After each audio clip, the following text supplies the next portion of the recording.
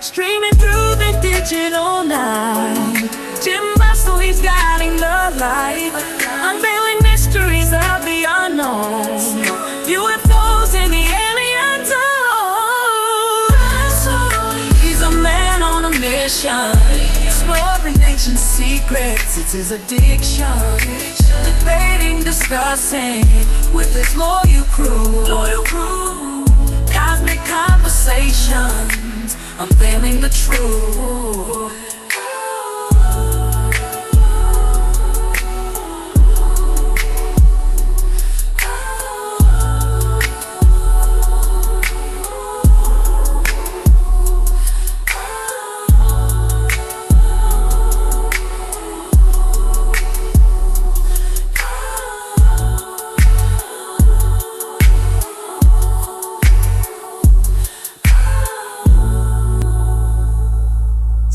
Hi everybody, welcome back to another meme. The music back on, there we are. Man, this fucking mic started like blinking red. I swear to God, this is my second Samson G-Track Pro. If this goes to me, I'm gonna throw it against the wall live. I'm gonna throw it through that hole in the wall. I'll make another hole in the wall. Welcome everybody, another episode of the stream. Skiz0 Sunday. Galentv will join us in a little bit. He's gonna come on a little bit later. Gonna go through some kind of spooky stories, actually, some meme stories that he's found sifting through the filth that is 4chan. So some green text, some spooky green text stories. But yeah, I thought I'd just kind of cover some shit here. I haven't been on in a couple days, so I thought I'd go over some stuff first. I ordered a green screen and forgot to get the stands for the green screen. I thought it came in one package, but no. I knew $40 was sounded too good to be true. So I'm gonna fucking throw that up. Stand should be here on Wednesday, so I'll get that set up then. We'll see what it looks like. I think it might be too fucking big, but anyway, it'll cover the entire thing and we'll be in space or something from now on. Get out of this dirty basement, right? So anyway, everyone, thank you for still watching the VODs. I see you can still find some of these episodes posted on YouTube. I still need to do this week's. There's a collection of them, no past VODs that I've saved on there. I'm still looking for an editor. If anyone catches this VOD and is doing any editing for just chatting IRL content, hit me up. Looking to work with somebody, get these clipped up, get them set into the ether, and get on some other guests, grow the channel, bring in some other guests. So that's the intention still. So just keep on that grind, bro. You know what it is. Yeah. So anyway, without further ado, just fucking get into it. Sad news this morning. It's funny. We were literally just watching through this weekend. I didn't watch through Lord of the Rings in like a year or two maybe.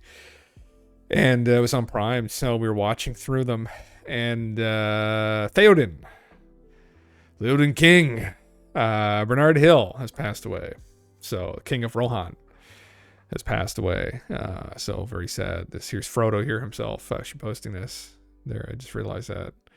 There you go. Followed by Alex Jones. Frodo. The fuck. Good enough. We will never forget you. For he was a gentle heart and a great king, and kept his oaths, and he rose out of the shadows to a last fair morning. Photo by Viggo Mortensen. Photo by Aragorn. Jesus Christ. What a scene here. What a scene. But yeah. Yes. So well, welcome everybody. My Shadows, yeah, Rabbit, Nature of Expense, welcome everyone. That turd. Do you not like Theoden King, Shadows? Was he involved in some drama? Yeah. Yes. We're just on Return of the King. Just started that. So we had just gotten through the Two Towers. And man, every time I rewatch Lord of the Rings, most times it's not the extended edition. And I can't believe they cut out Saruman's death in the regular version. I don't know what kind of crack they were smoking. They're just like, oh yes, he'll be locked up in his tower and everything will be good, and they just move on. I'm almost like, what? Where's the fucking scene where he gets stabbed? Like, oh, Alex Jones. Oh, yeah, that's a bit more fitting. Yeah. Anyway, very sad. 79. I was gonna say only 79. I mean, I guess in this day and age, 79 is like not that really old, you know. I was talking to a guy a couple months ago who was just turned 100 actually, and was like completely with it. So, you know, anyway, still a good life, but still very sad. Part of my childhood, this man. You know, that probably my favorite movie series of all time, absolutely. One of my favorite story of all time, really. So, yeah, anyway, I thought I would cover that. A little bit. Honor him. Honor King Theoden. This is interesting. This is clearest image ever taken of asteroid Ryugu. The pitch black background is scary. That is space. Kind of cool. That's what another picture in the sunlight. Is that blurry? Is it just me? Oh, it's blurry as fuck. That is an ash and charcoal briquette. Yeah, it could be, I suppose. Kind of cool. Just more rocks and stuff. There's rocks on Earth. There's rocks in space. There's rocks everywhere. Rocks will be rocks. Very interesting. An interesting perspective, at least, right? Pictures from Mars' surface looking at the sun always trip me out, actually. There's something about that, I don't know. Something about that whole thing. Just I find Mars is some draw to Mars. Maybe I'm a Martian. Maybe I was sent from Mars. Maybe I'll start this whole fucking fan fiction, you know? See if I can get on stage, get people to fucking pay me money to come see it. Oh, God. In other news, this is something I want to touch on just before Galentv shows up. A little bit. This is, how it will make your blood boil. An oil price fixing conspiracy caused 27% of all inflation increases in 2021. The FTC just found evidence that American oil companies colluded with the Saudi government to hike gas prices, costing the average family $3,000 last year. The question is, what can we do about it? So, many of you will remember during the peak of COVID, people were not driving. Industry shut down, so they weren't using gas. So the prices of gas fell catastrophically. And to make up that loss, what they decided to do is play a game. As many people know, they play games anyway. And just, inflate it slightly. And that inflation still, I mean, anyone who goes to the gas pump, at least in North America, here in Canada, Christ gas is sitting, I think, at like 170 something. So, what is that? It was at like 190 not that long ago. So twice what it was before COVID, really. Just about. Why is it still up? Good question, right? So I'm not going to go through this whole article, but I know you posted this. So I was looking through it. It's just fucking ridiculous. This is unfortunately one of the problems with capitalism. The sharks in the water. It keeps things going. It keeps people motivated, but at the same time, it's still problematic. And the solution isn't communism, but, I don't know. The solution is go start a commune and don't let the assholes in. I don't know how you do that. You read people's spiritual aura, find out like what their intentions are, what their true intentions are. That's why we want to talk to the aliens. They're all psychic. They're all telepathic. They know people's true intentions, and the assholes just can go fuck off somewhere else and rip each other off. Why are eggs still up? Also, good question.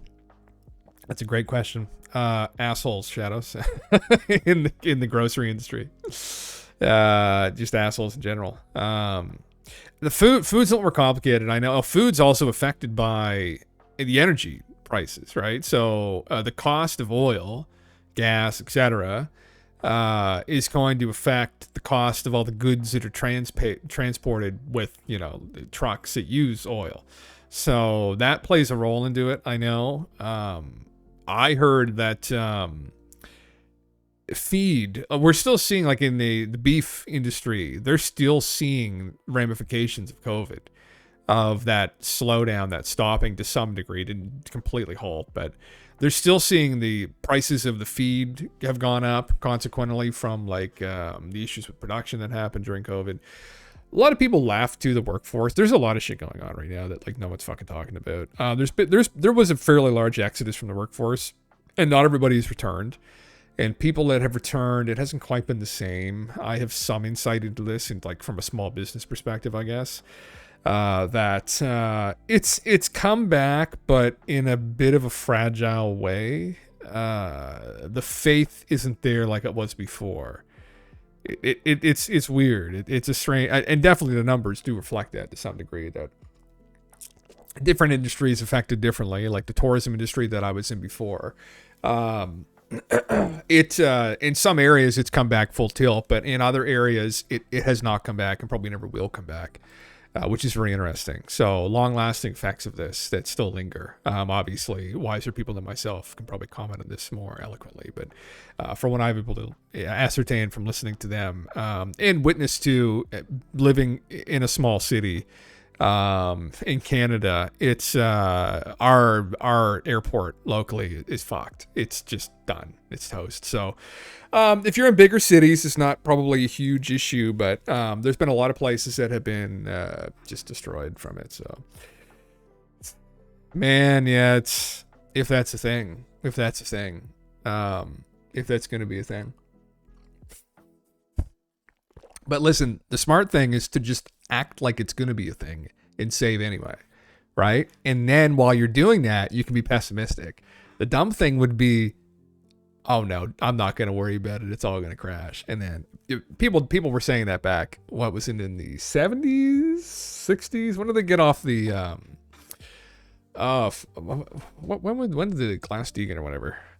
When did get off gold standard? 1971. People were saying that back in 1971. This is it. This is it. So that was fucking literally 50 years ago.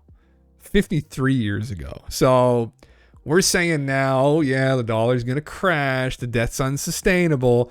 I think they said when the states hit $1 trillion that it was unsustainable. And now it's at fucking, what's it at? I don't even want to click on it, honestly. 234. Yeah, shit. I'm not a shit-hitting fan. If that ever happens, will be legendary. Oh man, I know. Yeah, it's only a fucking matter of time. And on that note, right, which is where I was going with this.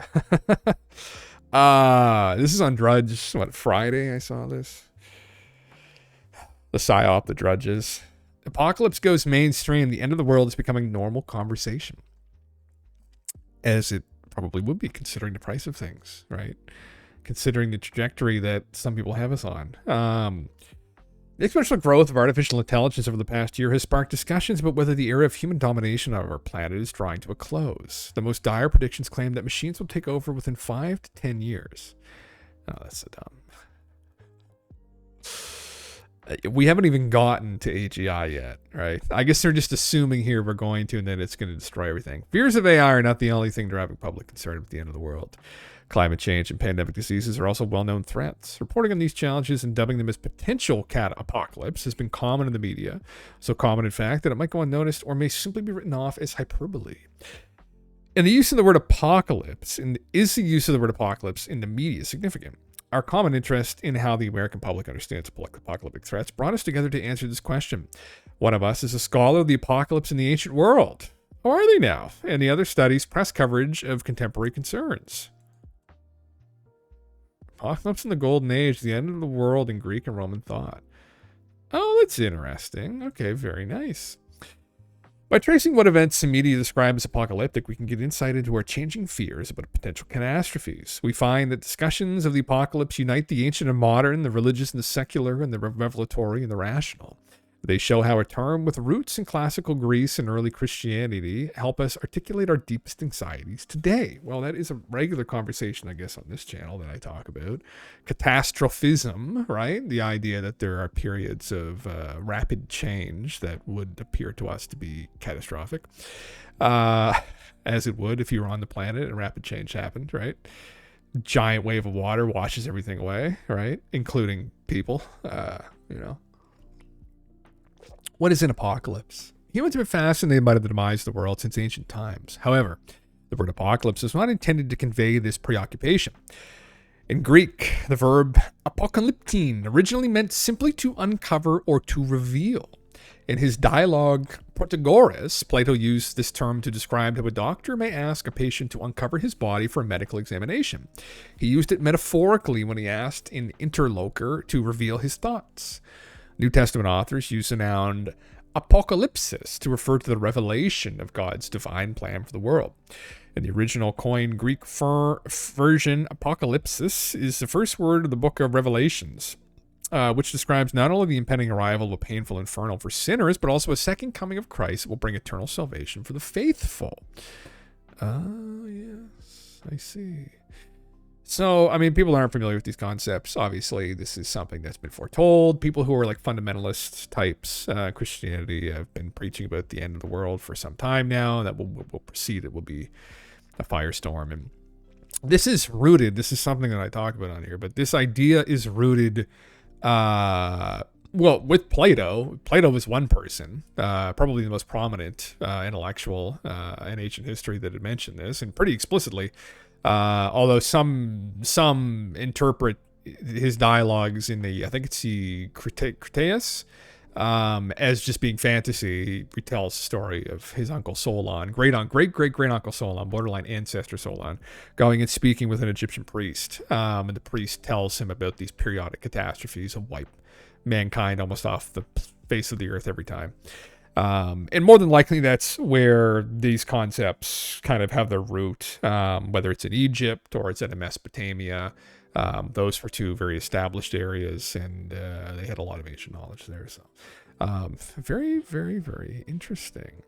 The apocalypse in the contemporary world. Many American Christians feel today that the day of God's judgment is just around the corner. In the December 2022 Pew Research Center survey, 39% of those polled believed they were living in the end times, while 10% said that Jesus will definitely or probably return in their lifetime. Yet for some believers, the Christian apocalypse is not viewed entirely negatively. Rather, it is a moment that will elevate the righteous and cleanse the world of sinners. Secular understandings of the word, by contrast, really include this redeeming element. An apocalypse is more commonly understood as a cataclysmic, catastrophic event that will irreparably alter our world for the worse. It is something to avoid, not something to await. People in the Christian faith have convinced themselves that as this firestorm washes over the earth, they will be saved and brought up with Jesus. What they might have misinterpreted in that is that they will physically still burn with everyone else, right? But their souls will be saved. And I guess some maybe, and I think that was the original interpretation, honestly, but I think nowadays we've got people believing, like, again, like in like literal magic, that like, no, Jesus is going to come in a spaceship, and which is what I would hope for, honestly. It's why we're trying to talk to these fucking A's, right? If this is actually coming, pick us up. I should say, I mean, although you could say 39% of people polled, there's a lot of people that have, beyond just Christians, a kind of intuition that something's pending. And I guess you could just write that off. Maybe it's just nonsense. There's people that believe in a lot of nonsense. I don't know. I do think it's a pretty pervasive feeling. And I don't know if we should just ignore that outright. Obviously, I don't know if we should necessarily take it super seriously, super serial. But it's something, I just had my intuitions on it as well. I think there's something to it, maybe. It could just be to do with this world and our access to information and how fragile it truly is. Like, we're subconsciously aware, of like, shit, things never went this good. Like, what? It must be just about ready to end, right? We spent thousands of years just like starving and dying of thirst and dying of malnutrition and killing each other and dying of like the common cold. And it was just so brutal for so long. And we've had this grace period the last like 100 years, honestly, since the end of World War II, let's say. And it's like, man, it has to end at some point, right? Like, who knows? Galentv, welcome. I see Galentv if he's actually joined the chat. Sir, welcome. Hi, can you hear me? I can hear you. It's a little bit echoey, but I can still hear you. Okay, yeah, I'm on my tablet for the time being, so I see. that's why it might be a little bit off. But I can't figure out if I have the output playing through my my headphones or through because I feel like it's echoey for me too. It's a little bit echoey, yeah. Let me see. It's like a latest Discord setting.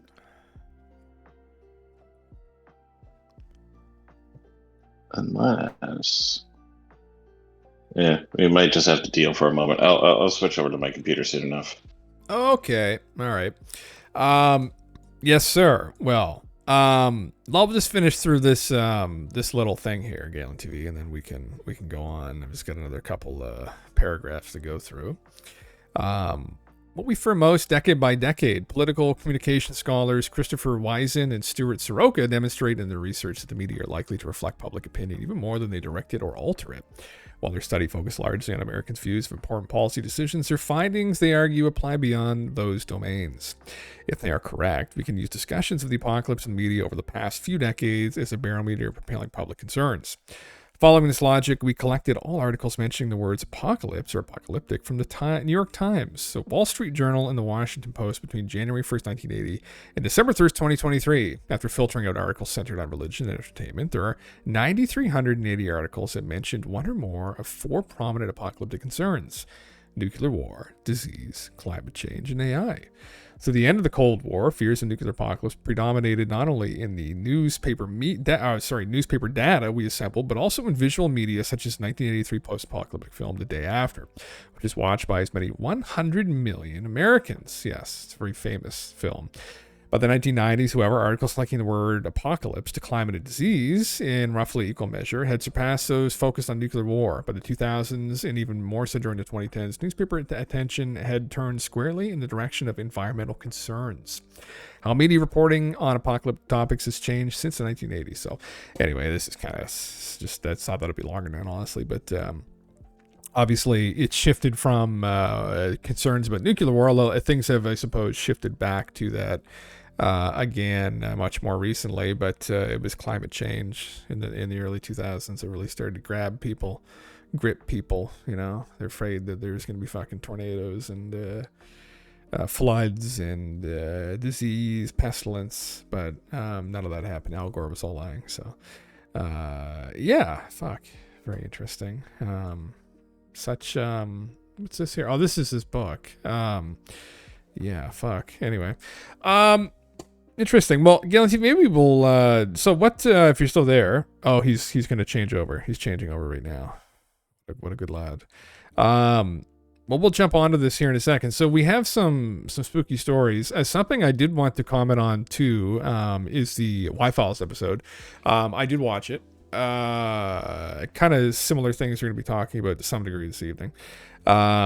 Very interesting. The Dark Pyramid of Alaska. I've heard many stories of this, the same stories that they had told here. It's again, how credible those accounts are, that's up for debate.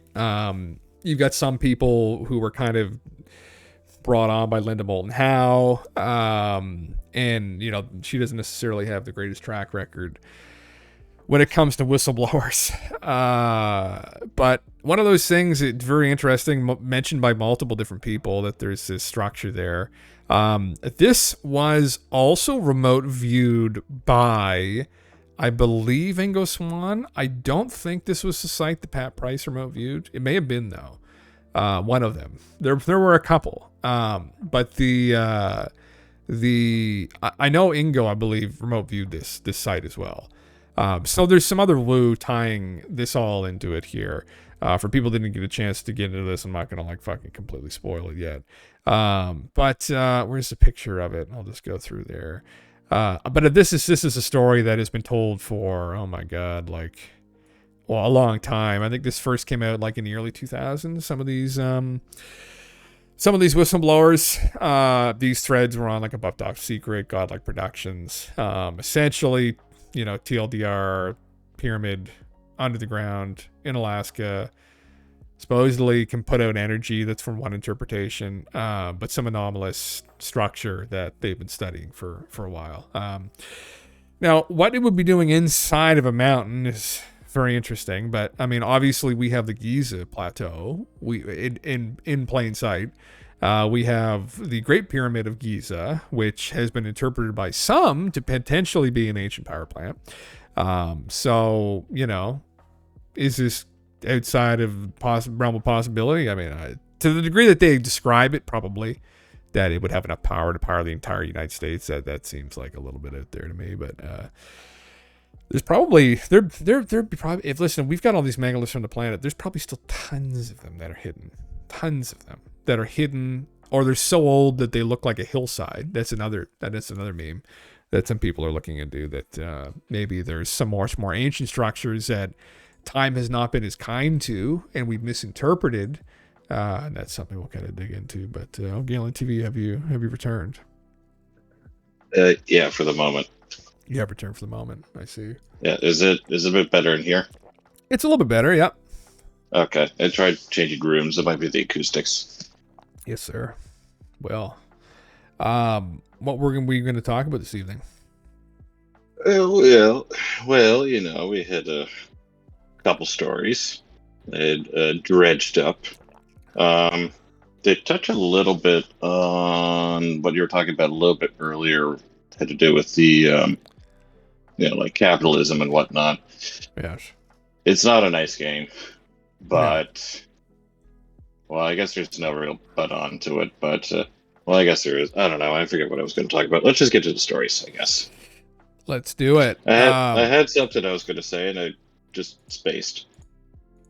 Right now. Which stories were you looking to talk about first? We got a couple here. Well, so I hadn't really read any of these, but maybe we'll start with the last one that I showed you, the one that's titled Ads. Ads? Is this one here? Yeah, the very. I can't see your screen right now, so. Okay. Ads are reading my mind. Yeah, I see that. That one. Yeah. I thought we'd start with this one's not that Skiz0, if you will, but I thought this would be fun just to talk about because I think everybody's had this happen to them once, but maybe not quite on this level, but something similar to this. So this was from 2018, though. So this was 6 years, I guess, or a little bit over 6 years ago. So fellas, he's at work. He's going through his tool bag looking for a socket I need. I can't find it. Finish a job without it. I'll buy one later.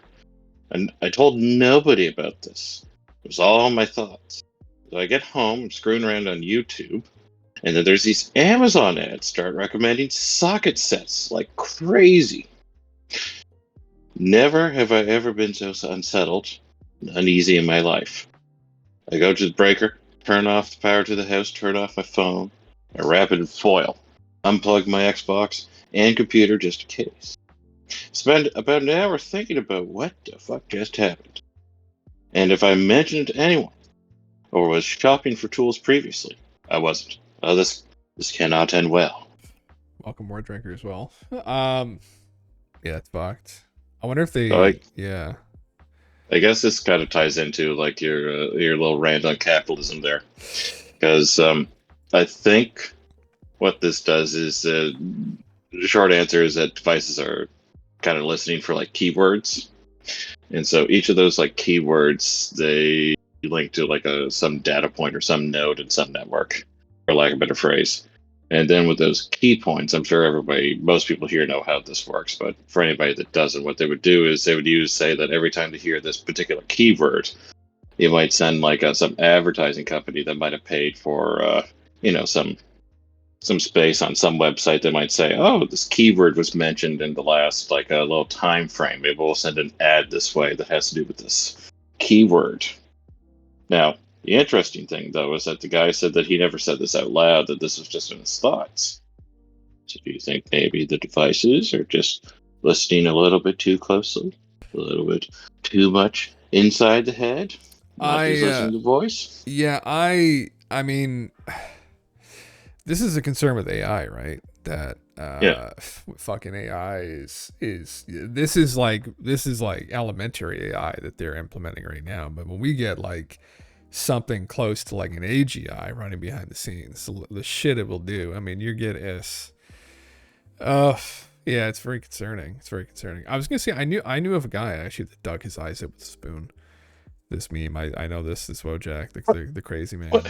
Oh, he dug his eyes out with a spoon. He dug his eyes out with spoons. Yeah. I'm gonna say, that was a dark thought that entered just there. Well, I see. This is the meme. This guy is missing both of his eyeballs, and there was a guy, and he was at a home, and it was someone I worked with that had also worked at these group homes, and there was a guy, and he didn't have eyes, and apparently he dug both of his eyes out with spoons. Nice. Yeah, pretty fucked. You suppose it was because he was getting ads for spoons? Probably. That's what we will assume. Yeah. Fucking they just wouldn't stop hitting him with the fucking spoon ads, right? He said, "I'm gonna do it." That happen to you? Huh? Not the spoon thing, but have you ever had like the ads just like you're thinking about one thing and then an ad comes up and you go like, now how did it know I was looking for something like that? Me and my partner were having a conversation once, and she went onto her phone onto Amazon, and it was something we were thinking about getting, and I can't even remember precisely what it was, but we were having a conversation about it, and she pulled up her phone with Amazon, and it was like something at the start of the list there that was referenced, which is very like, again, blatant. There's no way that would have been that was beyond coincidence. I think clearly the app was listening, and I think this is a real thing, right? HVAC Spence's happened to you as well. Didn't say shit. It was in my head, and I was like, real schizo shit. Yeah. Oh, really? I was in your head. Oh no. Yeah. And Honor, it was good. Weekend was good too, actually. Just relaxing. You know, how was your weekend? But yeah, fuck. That's very disturbing. That's one of those things that obviously, you know, I would think that maybe it could be a coincidence, but as we move along with AI, it's something you do get kind of concerned about, because we have no idea what really is going on behind the scenes. Like, what is Papa Bezos really doing with all these guys? He bought all those yachts. Like, you know, what kind of programs does he have running in the background here? And this is the thing too, like if AGI is achieved, although I don't think intuitively it will, or maybe it's not something that'll be allowed again. I guess it's been the wild west here for a while, but maybe that would kind of unveil something deeper about our reality if we come up against something like that. But if for whatever reason it is achievable, when it's achieved, it would be something that we probably don't realize, like how it would escape. And they've tried to implement fail safes, I know, at OpenAI, but you know, OpenAI is hackable, and I've heard from some experts more recently that it's you know, I think, what was it, if you have $10 million, you can hack into literally anything on planet Earth, roundabout. If you have that level of resources, about $10 million in resources, you can get into pretty much literally anything. So pretty much all these state actors are hacking into everything all the time, which is just a meme and probably wouldn't surprise a lot of people. So some bad state actors, right? Some nefarious groups more than likely have already got bits and pieces of OpenAI's spreadsheet and data set, and I would imagine they have their own kind of crazy shit, because you know, this is the sketchy part about this, and we'll shut the fuck up with this in a second so we can continue on talking about other things. But you know, back in the day, right, when the Manhattan Project was going on, the general public had no idea about it, right? It was the biggest secret on planet Earth. The general public had no fucking idea what was going on with the nuclear arms race. None. Zero. Essentially until, boom, the bomb blew up, right? So when you think about this, AI is even bigger than that to some degree. And you better goddamn believe that there's an arms race going on behind the scenes right now with who's going to be the first group to achieve AGI. Because the first group that can achieve AGI is going to have all the power. So it's probably fucking nuts behind the scenes right now. That'd be my bet. I've heard someone else, obviously wiser than myself, bring this up, which is why I'm reiterating it. But yeah. So you said that Bezos bought like a bunch of yachts and whatnot. Yeah. Or like boat. Or were they specifically the yachts, or were they just general like boats? Like he didn't buy like a like an aircraft carrier or something, did he? It's pretty much the size of an aircraft carrier. Biggest, oh, really? Have you seen this fucking yachts here? It's 100 and... Oh, this is like his like sailboat yacht. But he had another yacht, 417 feet. I think it's the biggest yacht in the world. I'm pretty sure. It was this one.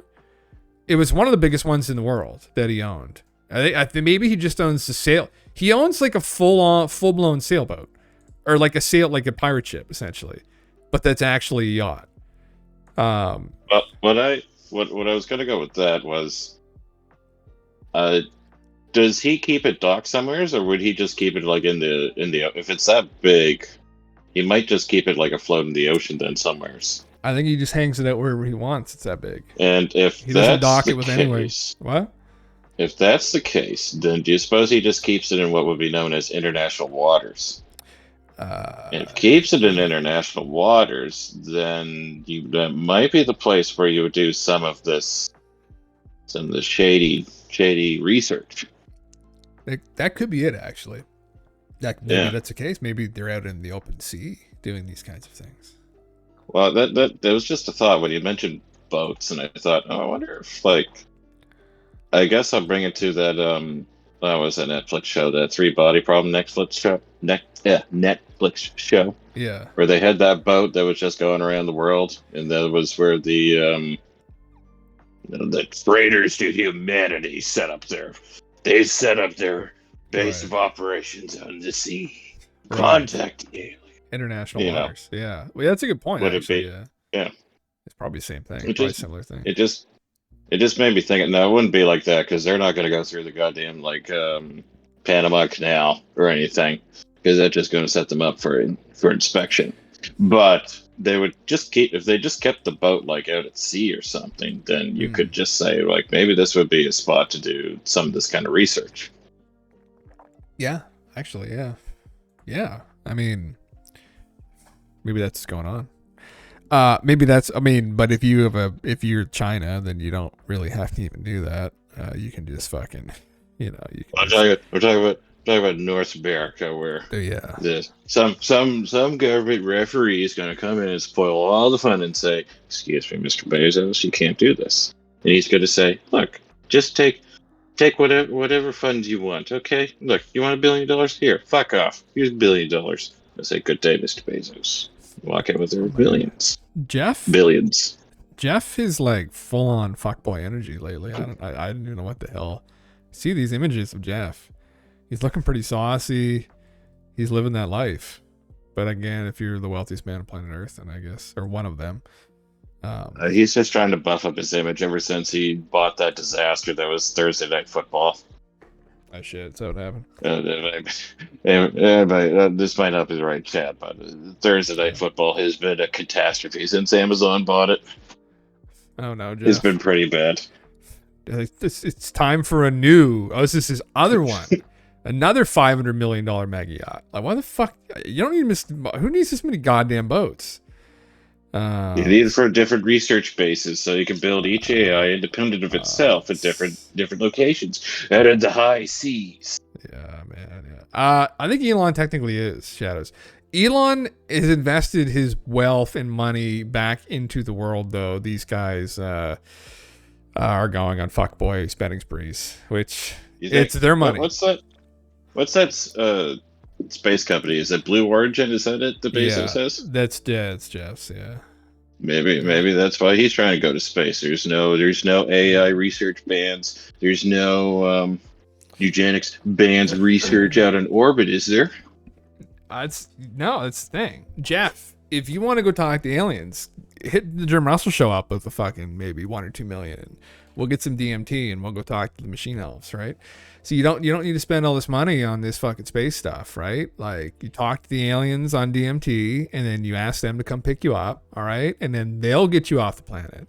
You don't need to go to them. They'll come to you, right? They're already here, right? You just got to play with their consciousness a little bit, right? On the side note, that'll be your 100th million follower special, is you'll go Blue Origin up to space and do the podcast from orbit. Oh my god, do the show from orbit. Wouldn't that be incredible if that's the future of the show? And maybe then I'll just fuck off and I'll do a fuckboy spending spree and just buy a big yacht, right? That's how it goes. I'll talk shit about him doing that, and holy plastic surgery there on his woman, Jesus fucking Christ. Whatever. With all this discussion about the ocean and water, maybe they'll segue into our little tales from the sea that I have here. Oh, which one is this now? I probably want the boat. This appears to be 3 different ones that I have here. There's 3 different stories that are in the same little thing. They're titled Ghost Ship, Japanese Water Spirits, and Screams of Agony. Oh my heavens. Perhaps I'll start with the Screams of Agony. Yeah, let's hear it. This is straight out of high school. I'm on a 93 on ASVAB or whatever it's called. I assume that's a boat or something. Go the sub route, sonar tech. So he's going to work on a submarine, I guess. Year and a half of school, finish in under 10 months. I get stationed in, is that Wisconsin? Washington, I think. Washington. Oh, that makes way more sense. Part of the training is listening to a bunch of sounds. Basic stuff, engine noises for every type of boat, sounds of torpedoes. What other subs sound like? You spend days listening to stuff like this. Finally, time to go underway. A few months go by and everything is normal. One day on watch, we're sitting in front of the computer listening to the ocean. You see an extremely strong, very narrow sound star. You start listening in that direction, checking what the frequencies in it is, what frequencies it is on. What the fuck is this? .png. There's no sound at all. All the sensors are indicating that everyone should be hearing this, but the mess with bearing of sensors. Pass a little to the left of it. Holy fuck, what is this? Even after all these years, I could still hear clearly. Screaming. The sound of hundreds of voices crying out in agony. Keep listening and watching the screens and seeing my computer give off readings I've never seen before. Snap out of it and try to get the supervisor's attention. I can't even give the proper report. Supervisor quickly listens in and looks at my screen. Asks, what could possibly make this? Tectonic plates moving is the answer I get. I'm told to drop it. Listen to the screens for another 30 seconds, then all sound stops. Computers show massive sounds, energy disappear. The rest of the deployment hours of without a hitch, or rest of deployment hours off without a hitch. Get back to base. Spent hours in the sound lab trying to find anything that sounds like that. Nothing is even remotely close. To this day, I still don't know what it was. Hundreds of screaming voices, all sounding like they were in agony. Holy shit. Is this on Jeff's fucking yacht, or you pick up Jeff's yacht? I'd say well, if it was in Washington State, then that was out of the West Coast. Off the It coast. was in this Pacific Ocean. God damn. Holy shit. Specifically in the Pacific Ocean. Yeah. I don't know. I was going to say there was the Epstein one, but I think that's way south, and that would be off the Atlantic, or yes, it's off. Yeah, I think it's off the Atlantic. It's in it's south of the Florida Keys. Yeah, it's in the Caribbean technically. Yeah, I think. Yeah, fuck. It's all of the small business owners that Jeff has crushed with Amazon. He locks them all up on his yacht. You see, that's what he would do. He wouldn't just take their business. He'd take the soul of their business and he'd put them in whatever container he's got down there. It's the sounds of all the failed businesses that could have been. That's where he fucking keeps it all. Bookstores, shoe stores, fucking, just all crushed. Just some mom and pop, they're chocolatiers or something. Bez is like, no, we can't have the chocolatiers interfering with the Amazon delivery. They did not sign up for Amazon Prime. I'm afraid you will belong to me now. He'll just get a heat raid right by the business, melt all the chocolate in the building, fucking pull them out, throw them in the bottom of the yacht. Oh, jeez. Fuck. Well, let's go to our next one, the Japanese water spirits. Oh. So that makes sense. It would be in Washington, because if he would go all the way over to Japan, I guess, then maybe. But let's see. Let's see here. I guess it's time to drop this one. This was in September of 2020. I've been saving it for a while. The mood is right. The right is spooky. Well, My grandfather was a World War II Gato-class submarine crewman. The sub is out on patrol east of Japan somewhere, hunting some smallish Japanese Coast Guard ships. Everyone is deathly silent so as to not give away position to listening ships. Suddenly, everyone hears whispering in Japanese. Obviously, nobody could translate. He said it sounded like a young man's voice, but some other voices, men and women, were whispering under the main voice in unison. Suddenly, the electricity goes out. It's absolutely dark. The whisper rises to a yell, then a scream. Screaming stops. Electricity comes back on. Everybody is scared shitless. Then, everyone hears a long scraping all the way down the hall, from the bow to the stern, as if fingernails are trying to rip the metal hull apart. Keep in mind, they're probably 200 feet deep. A week passes. They have sunk two small merchant ships and are headed back to refuel and get more torpedoes. He says they all hear quiet singing in Japanese. Something begins tapping on the hull to the beat of the singing. They show him the Twinkle Twinkle Little Star song from the Dead Space trailers, and he says it was almost exactly like that, except it was in Japanese. Some of the crewmen faint. Granddad said he felt extremely nauseous at this point. One of the officers has a heart attack. Says he can't really explain the tension or fright in those moments, but he has never been more scared in his life. He was trapped in a metal box hundreds of feet below the surface, tormented by Japanese water spirits, in his words, not mine. Once they were out of the Japanese waters, they surfaced for air and let the crew stretch out. On the hull at the base, if the coning tower is a line of Japanese characters, some crewmen copy it on paper and translate it into black water, black ship, black souls, black curse.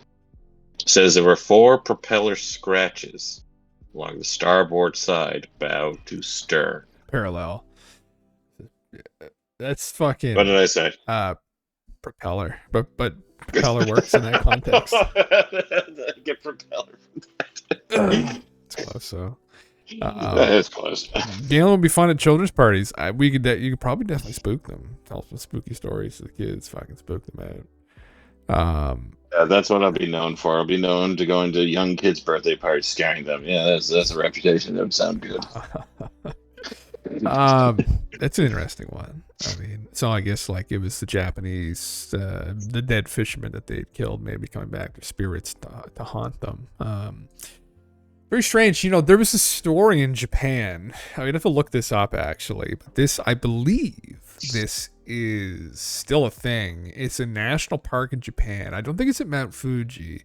It's at another mountain, but they still have the signs up that were from like feudal times. And they would warn people not to go into the forest because of these. And I guess this is where one of the ideas of harpies came from, I guess. I know the Greeks had a similar creature, but they had these like bird people. They like demon spirits, whatever. There was a term for them, but that's what they looked like, kind of like harpies. And they warned people not to go into the forest because these creatures were stealing and killing people. And there were bounties in feudal Japan out for the return, like these creatures being killed, essentially. And if supposedly it was like a real thing. Now, is there objectively harpies, like bird people flying around stealing people in the mountains of Japan? Probably not, right? Maybe it could speak to when people are in fear of something, how hysteria can spread. Maybe underneath the ocean like that, the guilt of having killed these merchant ships, maybe that would have.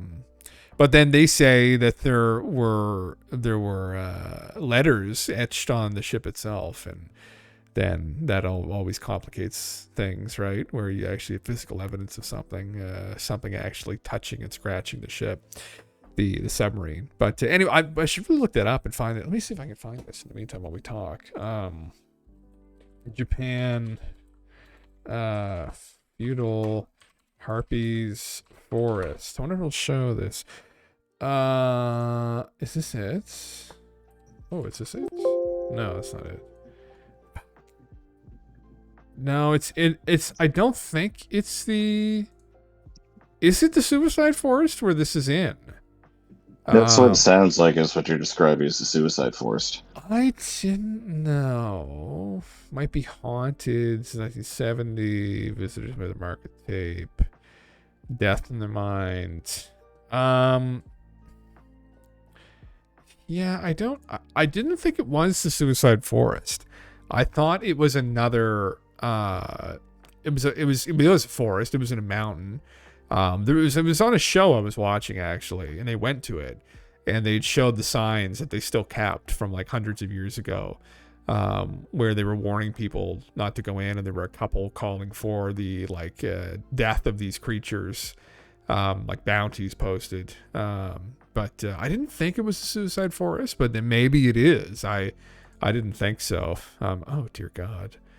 It's equally a spooky place. We should definitely do a Skiz0 Sunday on the suicide forest in Japan. It's I know there's many like spooky stories from people going in there, obviously finding people who have tragically taken their lives, which is kind of spooky and depressing enough. But other metaphysical things, people have supposedly encountered beings in there, and that potentially they're luring people to this place to kill themselves, and then they get in their head and tell them to kill themselves, and very dark things indeed. But yeah. Anyway, not to derail what we were talking about here, that came up my Japanese water experience. I love. So it's all connected. Yeah. I love kind of Japanese mythology, and I'm not an expert on it by any means, but I've just watched a little bit of anime, so then am I an expert? Is that what weeboos think? Yeah, they watched anime, so they know Japanese culture and history. Yeah. You're just like, I learned all my history about the Japanese peoples from whatever I was told in anime. Yeah, it's kind of like what was it? Somebody asked me once like how much I knew about I can't remember what it was. I think it was like Jewish culture. And I told them that I pretty much get all my information from like Curb Your Enthusiasm or Seinfeld. And they're just like, that makes me an expert. Yeah, there you go. Fuck yeah. Fucking right. Yeah. Anyway. So we'll go to the final one, the ghost ship. Yes. So not exactly security, but I was working in the ship. This happened about 5 years ago, but it boggles my mind to this day. So, having a watch on the bridge with one of the AB. It's a very young man, but responsible and competent. Nothing happens. Boring shit. You always get in the Biscay Bay. Everything's well. The AB tells me he sees another ship. Look up from console. Onto radar. Check the AIS and the comms. Nothing. Assume it could be a small pleasure craft. Strange, but not entirely unlikely. Take binoculars and ask him to show me. Both of us look where he spotted the ship for a few minutes but find nothing. Tell him his mind probably connected some shapes and there's probably nothing. 10 minutes later he sees it again. Get kind of rude, but I'd check anyway. Nothing. Assume he's just over-enthusiastic. Ask him to describe the ship. He describes a huge ship with a tall superstructure and actual turrets. Ask him if he consumed alcohol or other drugs because battleships are not used anymore, and he's an idiot. But I hear a ship's horn. Run to the comms because I thought I fucked up and there is a ship nearby. Nothing on any system. Maybe he tells me to look portside. There, a fucking battleship goes past us without even disturbing the water. Maybe 50 meters away from us. Ask the chief engineer to come up and look right away. He sees it too. He only tells us to not look directly at it. What? This fucker knows more. Is he still alive? Can you ask him to talk to him about it? There's still more. There's still more to this. There's more to this story. There's still a little bit more. Yeah. So he is very much alive and employed, but I don't know on what vessel or his contact, since the crew agency doesn't tell us because EU data protection nonsense. However, we obviously asked him afterwards what the fuck we saw and why we shouldn't look at it. He only responded very defensively.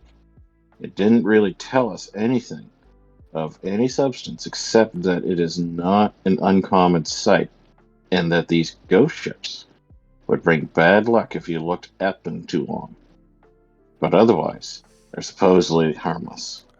On other occasions before we saw the ship, he also told us of more ridiculous shit, which nobody really believed. But after what happened, I am more inclined to believe him.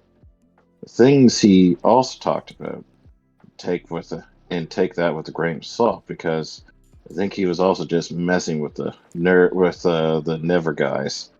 Include weird stuff like sirens, mermaids, and the Med, lights mimicking lighthouses, and that sounds terrifying as fuck. And more reasonable things like St. Elmo's fire and milky water, which is just physics and biology at work. I also have more stories of strange things myself, but they aren't really scary, just strange. On a side note, for a time I was also considering that we saw a real ship adrift and not abandoned. However, these don't move swiftly and straight like they're propelled by engines. Obviously give off radar signatures, and are affected by waves, and the waves affect them. Furthermore, they don't sound horns. Yeah, that's I've heard these stories from people as well, where they've seen ghost like figures, ghost cars, not necessarily ghost ships, I guess, but it's a very strange thing. I guess maybe it might have something to do with time, like, because our perception of time is a bit illusory. Time doesn't really function objectively the way I think we perceive it to. From what I understand, I'm speaking to people more intelligent than myself on stuff like this, like drunk physics. Who knows physics and time? So maybe there's something to do with these events. Technically, to us, are in the past, but technically, I guess maybe they aren't really. So maybe there could also be parallel things going on as well at the same time, and that occasionally the fabric of reality isn't quite as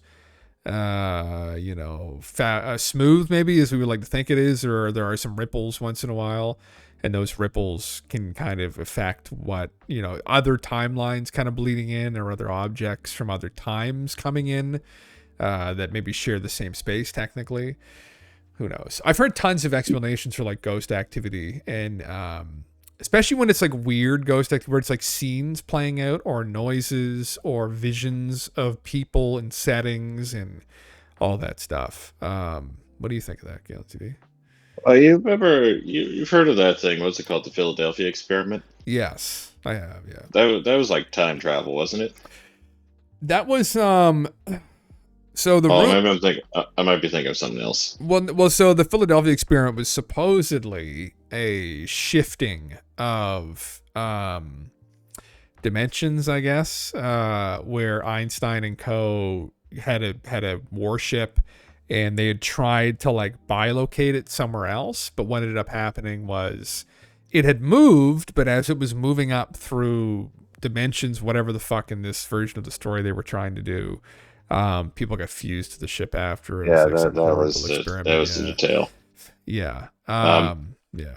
Maybe the warship was the part that I was remembering that was similar to this. Well, there's another one. I don't know if you've heard of the it was the Nazi bell. Oh yeah. Oh my God. I think it was called the Die Glocke. Yes. Yeah. I think that's what it was called. Anybody who doesn't know what that is, just on a side, just a very brief synopsis of it was that the Nazis were trying to develop the ultimate weapon beyond, well, be different than an atomic bomb anyway, and they came up with a thing called that translates to the bell. And the story goes is that the bell never worked until I think they turned it on and it just like vanished one day.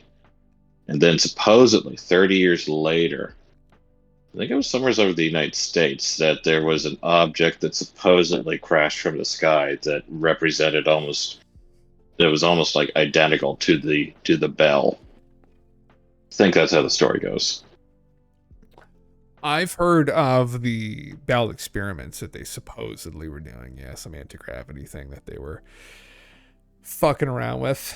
Yeah, very similar. But the ghost thing is interesting. The ghost thing has not really been solved by anyone, though. I mean, we've heard tell of, I guess, strange technology maybe that could be playing around with like theories that might help explain it, but it does intrigue me. It's one of those things, kind of like UFO sightings, where it's far too prolific and goes back far too deeply into history for it to just be some kind of mass hallucination or something.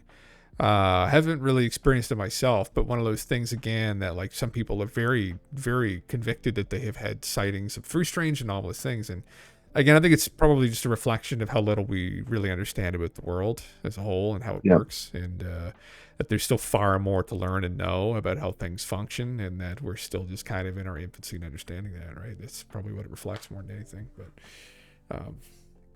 there's one other thing this reminded me of.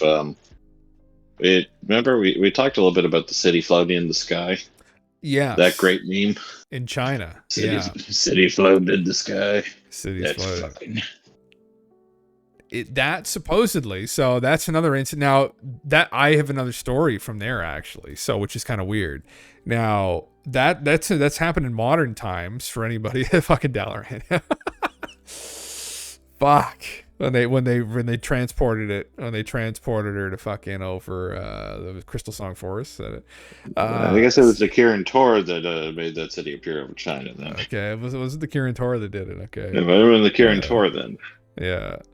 But that was a crazy thing, and that had happened for years supposedly. That they had reflections of cities over there.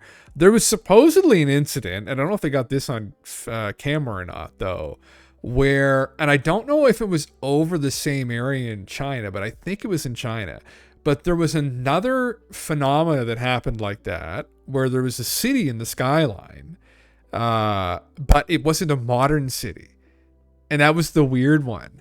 And I could probably find this and Google it. But there was another city that had been kind of projected in the skyline, similar to the one that you can see over China, but it was like an ancient city. Like they were old structures, like it was from another time, and I was like, "Oh, that was it's very interesting." And you have to find it. Maybe the root of that is bullshit. That's something that I'd heard. And just like many of these stories, who knows, right? You never know the truth of them, honestly, unless you really experience something for yourself. And the problem with that, honestly, is you can probably get people to make you doubt what you actually saw, right? If they didn't see it, even if a whole group of people see something really blatantly. Right? If it's too unsettling, they'll doubt what they see, and they'll try and encourage you to doubt what you see as well to make them feel better with themselves. So it's one of the hard things with kind of it's eyewitness testimony. It's kind of hard to ascertain what the fuck's actually going on unless you have a piece of something. But then if you have a piece of something too, you could also technically misinterpret it. So, it's so hard. It's so hard to know things, right? So hard to know things. Well, maybe that'll lead us into unrelated one. So let's go to, this will be the second last one that I shared with you. I called it the Pig Man. Oh my, is this it here? Yeah, I can't see your screen. Oh, you can't see. This is just like a dog running or something, or is that a different one? Maybe it would. It's from 2013, or that's the post date. It's a short one. Oh, it's a short one. Just a second. Yeah, there should be a picture of a house with Dawson Forest Labs? No, that's in 2024. No. It would be 2013. Oh yes. Yeah. Okay. Yeah. Yeah, it's a, I shared. I put a title underneath each one that I shared with you. So Ticker on crack. okay. Like that. Yeah. Well, let's see here. So he's living in a house with some other dudes. There's basically nowhere outside the city. It's just trees. It's a particularly harsh winter, and this night it isn't so bad. But the power goes out. Are you afraid of the dark, Nickelodeon? Look outside of my enclosed porch to see if I'm the only one. See if I'm the only one. The whole area is out. Forgot to mention that I'm a bit of a photography guy. That comes into play here. Well, there is nothing to do around here. I think to myself that I've never seen such a mass power outage like this before. This might be a cool time to do a little bit of photography. Step out the door, feeling more anxious than usual. Just calm down, dude. Don't let this get the best of you. Continue on and take some cool photographs of car light trails. Also, make a light penis. Hello. Can't shake the feeling that something has been following me. Getting really nervous. It's too windy to listen around me. Let's call it a night. So I head back to the house. Just get one more picture. I take a picture of the house I live in. Feeling really on edge, almost panicking. But what the fuck is going on? And I never let myself get this bad. Really feel like I'm not the only one out here. Inside, I'm taking off the boots and the snow gear next to the door. All of a sudden, something slams into the door. I nearly shit myself right there. I lock the door and go to my room. I lock myself in there. Calm down enough to sleep. Next day, I go through my pictures. There's a light penis hick. And get to the picture of my house. Well, shit. This is pretty fucking creepy as hell. Can't believe my house looks like such a nightmare. Wait a second. The shadow doesn't look right. I look closer. You got fucking goosebumps writing this. Sorry for the length. What in the fuck is that? See what looks like to be some guy with a pig head. Staring the fuck right at me. I lose it. Ever since then, I've been hearing banging around my house like a couple times a week at night. Whatever the fuck that thing is, it wants in. I'm losing sleep over this. Pic related is a picture that I took. Yeah, it looks like a guy with a mask on. Yeah. Yeah. Well, even if it's a guy with a mask on, it's still somebody trying. Unless that's one of his. He said he was living with people. That's still somebody is trying to spook him anyway. Spooky, drunk. Welcome, Yeah. welcome, bruv. Yeah, fuck. I don't know. Who knows? Would the question be? Would it be more scary or less scary if it wasn't a guy? If it wasn't a pig man and just some guy in a mask? They're kind of equally disturbing, right? Some guy just in the middle of the night wearing a pig mask, slamming his head into your door time and time again every fucking night. It's like you got nothing better to do. That's a good question. Yeah, you could. It looks like a sheep to me. It doesn't look like a pig. It looks like a sheep's head. Yeah, it doesn't. Yeah, it doesn't look necessarily like a pig to me either. It does. It looks like some kind of mammal, obviously, like the eyes and the side of the head and shit, like some kind of some kind of dumb animal. The knocking thing's interesting though. Obviously that's just fucking, this is all just like shit that people talk about. There's probably some guy that just did get pranked by one of his roommates. Yeah, he's following the meme. But I know people who have supposedly had like weird sightings of UFOs or have engaged in like remote viewing of UFOs, sometimes get like gang stalked. I've heard this, where they'll have like knocking excessively in their walls at night. They'll hear footsteps on their roof and shit. They'll hear footsteps in the hallway. They'll have doors slam shut, fly open. Windows will open, like just inconvenient things, like this kind of weird harassment.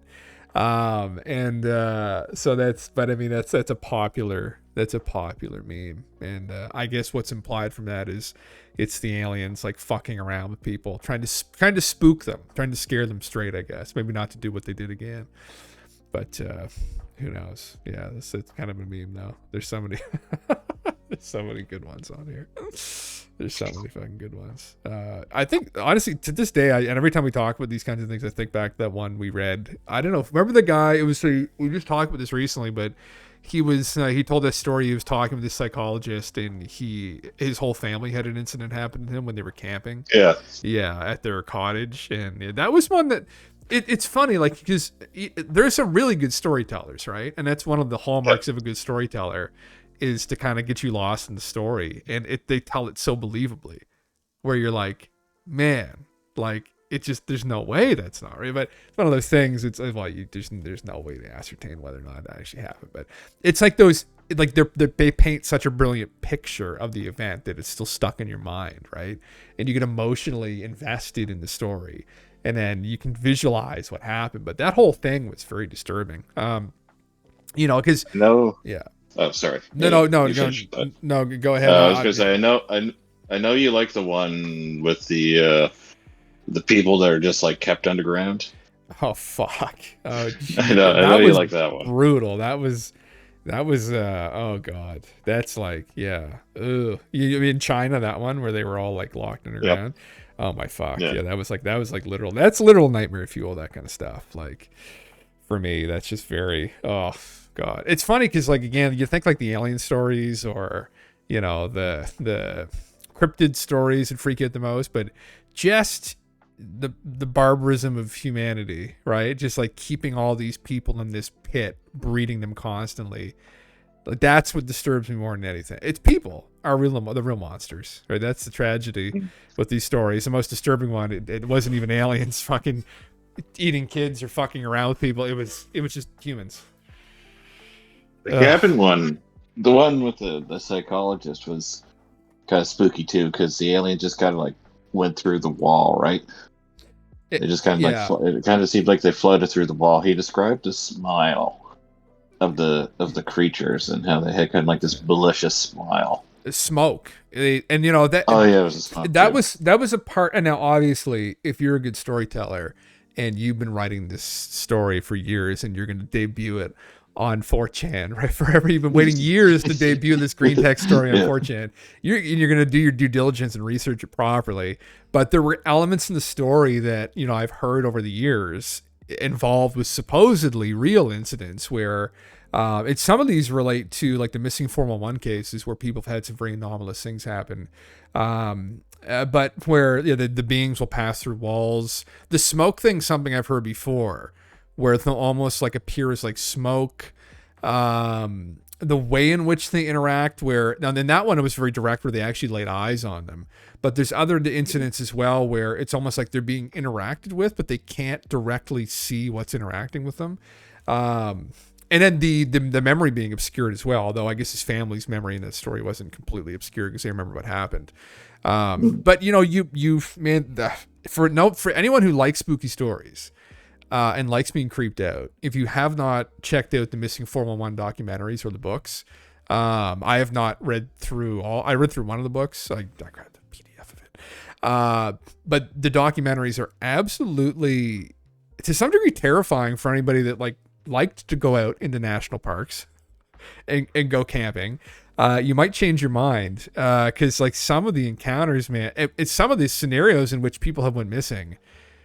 It really makes you wonder if there isn't a darker side to this whole alien thing after reading through those. And Dave Politis, who was an old detective who started researching this, and mainly North America is where he was looking through these missing persons cases in the national parks. But from his first book to his last, and from his first documentary to his more recent one, he was slowly kind of building up. Before, he wasn't really acknowledging that, like, and there were lights in the sky. And their footsteps just stopped. And the scent just stopped. Like, he wasn't really he wasn't really saying, like, that sounds like a fucking UFO abduction. And then his more recent one, he was like, he's all gloves off. He's like, no, I've been waiting to do this. Like, it's fucking aliens. I was just like, oh, nice. But they're genuinely, because these people died, we assume. And in some of these cases, actually, we know they died. Now, this is one case I've mentioned before, and I believe this is from his first book, I think. I believe it is. I think it was in Yosemite National Park, if I can remember correctly, which is in California. And there was a hiker who went missing. I've told this story a couple times here. I should really find the actual account and stop just memeing it so I can get the actual specifics, because I'm always afraid I'm just mixing up and retelling these stories incorrectly. I swear I'm not trying to embellish them. Anyway, they found his tracks, right? So they, in many of these cases where people, the ones that are anomalous, that get remembered as being anomalous, they'll track them. They have dogs, they have search and rescue teams who are looking for these people, and they'll track their footprints or their scent, and it just vanishes. Like it's just gone. And that's what's really anomalous about it. Because if an animal took them, the carcass would be with the animal back in its cave, right? And they find that it happens all the time, unfortunately. And in California, there's lots of fucking bears. But in this one, they didn't find the guy for some time. And then I believe it was someone at the park noted that there was like a stench coming from one of the like porta potties. And they found the body stuffed like in these little... Even where in Canada we have these too, if you go camping, where they're like these kind of like wooden porta potties, and there's this little like alcove where you've got like a makeshift little roof on them, and there's like a little almost mini attic above them where there's nothing in there. The body was stuffed in there, and supposedly what was strange about it is that there was no evidence of like the area being like removed, boards being taken down. It just was in there. I was like, that was one of the ones where I was like, okay. So something just went. Next thing the guy knows, he's stuffed inside a fucking porta potty like attic, and he just dies in there. Fucked, right? Like, and that's some of the weird shit. And it's, you know, to us, even to me, that's just a fucking anecdote. Now, to the search and rescue team that found that body, that's genuinely probably horrifying, right? But there's a collection of these incidents, and they're documented in any way. It just gets very, hey buddy, it just gets fucking, it changes your perspective on some of this stuff a little bit. I highly recommend, if anyone loves spooky stories, highly recommend Missing 401. Have you seen it, Galentv TV? I have not. Where could I see such a thing? You can go on Amazon. I think they're on Prime. Oops, sorry, buddy. Poke your eye. Amazon Prime. After all we talked about with Bezos earlier, we're going to give that son of a bitch our money? Yeah. Okay.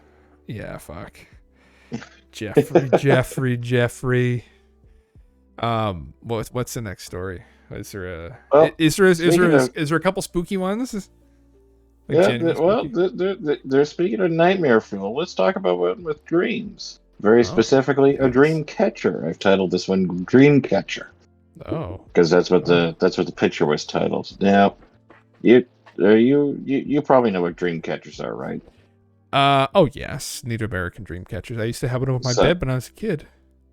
Oh really? Yeah. So actually try and ward off the alien dreams.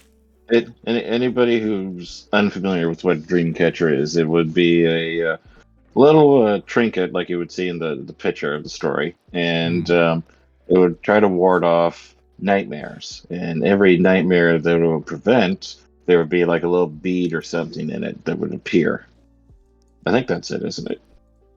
Yeah, that's exactly what it is. Yeah. Which one is this now that we're going to? What's the picture in the top?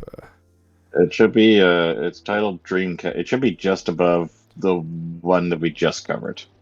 Let's see. I don't know where that was. This has got a. Oh! I thought that was a noose. Okay, yeah. What the fuck am I doing here? Yeah, that's exactly That's gonna look like a noose from a distance. Yeah, I thought that's what it was. I was like, oh, it's very dark, but no, it is a drow. Okay, never mind. Sorry. It's a dream catcher. When you zoom in, you can see like the little. Oh, there's the net. The web. What? Now I don't know if this is a spooky story, but we'll see how it goes. If it has to do with a dream catcher, I imagine there's some element of spookiness to it. Mm-hmm. Well, let's begin. I split this up because it's really long. Also for pacing. About 10 years ago, my grandfather died on April of 2014. So this is actually a pretty recent story. This is from March of this year. I never knew him that well, but it turns out my dad is in his will, even though they were estranged. My dad wasn't expecting much and basically just got a box of random shit and threw it in the basement. Months later, we ended up talking about Grandpa, and I find out more about him. Grandpa was half Ojib. Oh, How is that pronounced? Ojibwa. Oh, so he's Ojibwa? the Ojibwa from Northern Ontario. Okay, holy fuck. All right, yeah. Oh yeah, yeah, this might have been Yes. the one. I remember one of these was Yeah. Canadian. Yes. One of these was from Canada, which makes me about 1/8. But my dad never told me because him and Grandpa hated to try politics and refused to live on the The reservation. Yeah. reservation. That's the Yeah. word. I look white anyway, so who cares? Dad stopped talking to him because Grandpa was very into tribal religion, but Dad married into a Catholic family. On a side note, the parents stopped going to church sometime before I was born, so I was never confirmed or anything. Anyway, the box of shit is a bunch of leftover native crap that my grandpa willed to my dad, probably as a last ditch effort to de Christianize him. Dad doesn't give a shit and is just glad he didn't inherit any massive debt or anything. But he does say he regrets not making an effort to reconnect. About a year later, I'm moving into residence at university and packing my stuff, and I see the box. I open it up. Predictably, it's just a bunch of weird wooden bone stuff with feathers and beads. Figure it might make a good talking point to impress chicks, so I grab some dream catcher looking thing and stuff it in under a few of my shirts. Dad never opened the box anyway, so it's not like he'd notice it's missing. 1 month into semester, I remember I have the thing and hang it up in my dorm room. That's when the trouble started. So it's 1 of 5. As a side note, why the fuck do I have to wait 60 seconds after Cloudflare check now? Oh, that's the guy that owns the website now, that hero guy. Oh, okay. That's the guy. Oh, okay. That first night after hanging it, I just cannot sleep at all. No matter what I do, I just can't fall asleep. I figure it's just anxiety because of classes. So the next day, I asked my buddy to hook me up and smoke a small joint before bed. Never in my fucking life have I had worse nightmares than that night. Fire, screaming, crying, running away, dark forests with monsters, people being murdered. Just a continual horror show for what felt like days. When I finally wake up, it takes me almost 10 minutes before I'm able to fully convince myself it wasn't real. Apparently, it was quiet the whole night, according to my roommates. After an exhausting day, I sat down to do some homework, and I can't shake the feeling somebody's staring at me. I'm in a single room with curtains shut. There's nobody inside, but it feels like somebody's standing right behind me. Several times, I swear, I see someone move beside me, snap around to look, but there's nothing there. I decide just to try to sleep early and normally. No weed or anything. No dreams, and I wake up feeling better. So I finish my homework and go to class. Everything's fine, and a week goes by with no incidents. Figure everything is probably fine. The weekend is coming up, so I make some plans to go out on Friday to a movie with a girl. The date sucks, but whatever. Then I get home late, and I walk into my room ready to drop into bed, look over at my closet, and nearly shit my fucking pants. There's a figure standing right there in all black robes with a pale white face. Looks human at first, but the face proportions are all wrong. I blink. It's gone. I hit the lights, check the whole room. There's nothing there. I'm weirded the hell out, but I'm so tired that I just want to sleep. Lights off, lay down, and I check a few more times, but I can't see anything weird, so I drift off to the sound of my roommate reading some shit aloud in the room beside me. The next day, I ask my roommate what he was reading, and he looks confused. Tells me he wasn't reading anything. He was asleep before I was. Ask him if he had a podcast on or something to sleep. He says no, asks if I have a pet or something. No. Well, I was hearing something shuffling around in your room. You might want to check for rats, bro. Pretty sure all of my blood left my body for a minute, but he didn't notice. I have no classes on Saturday, so I end up being the only one home for a while. I check for rats just in case. There's nothing. Not that I would know, because I've never had rats, but nothing looks out of place. I do some Google searching, because while I'm not exactly a X-file at this point in my life, I'm not so stupid to not recognize some ghost shit when it's in front of my face. Conflicting info, as you'd expect. The Dreamcatcher thing really is just a Dreamcatcher, a legit one, but nothing sinister at all. I ended up reading about some of the Ojibwa legends about Manitou and such, but none of it sounds much like what I saw. But it's interesting for sure. I also read about exorcism, a bit out of curiosity. Never really knew much about them besides pop culture, but it's also neat.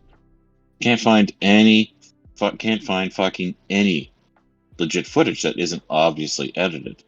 But I look up some Latin mass audio to get an idea of what it might actually sound like. Sounds weirdly familiar, though it's not like I haven't heard Latin before. Whatever. I order a pizza and play some videos of Dark Souls 2 PvP. I remember that part really clearly. Roommates come back, and eventually everybody goes to bed. Just before I fall asleep, I realized that the noise I was hearing from my roommate's room was Latin fucking prayers. I don't sleep the whole night. I gotta skip around a bit because it doesn't really work out that well to green text this in order.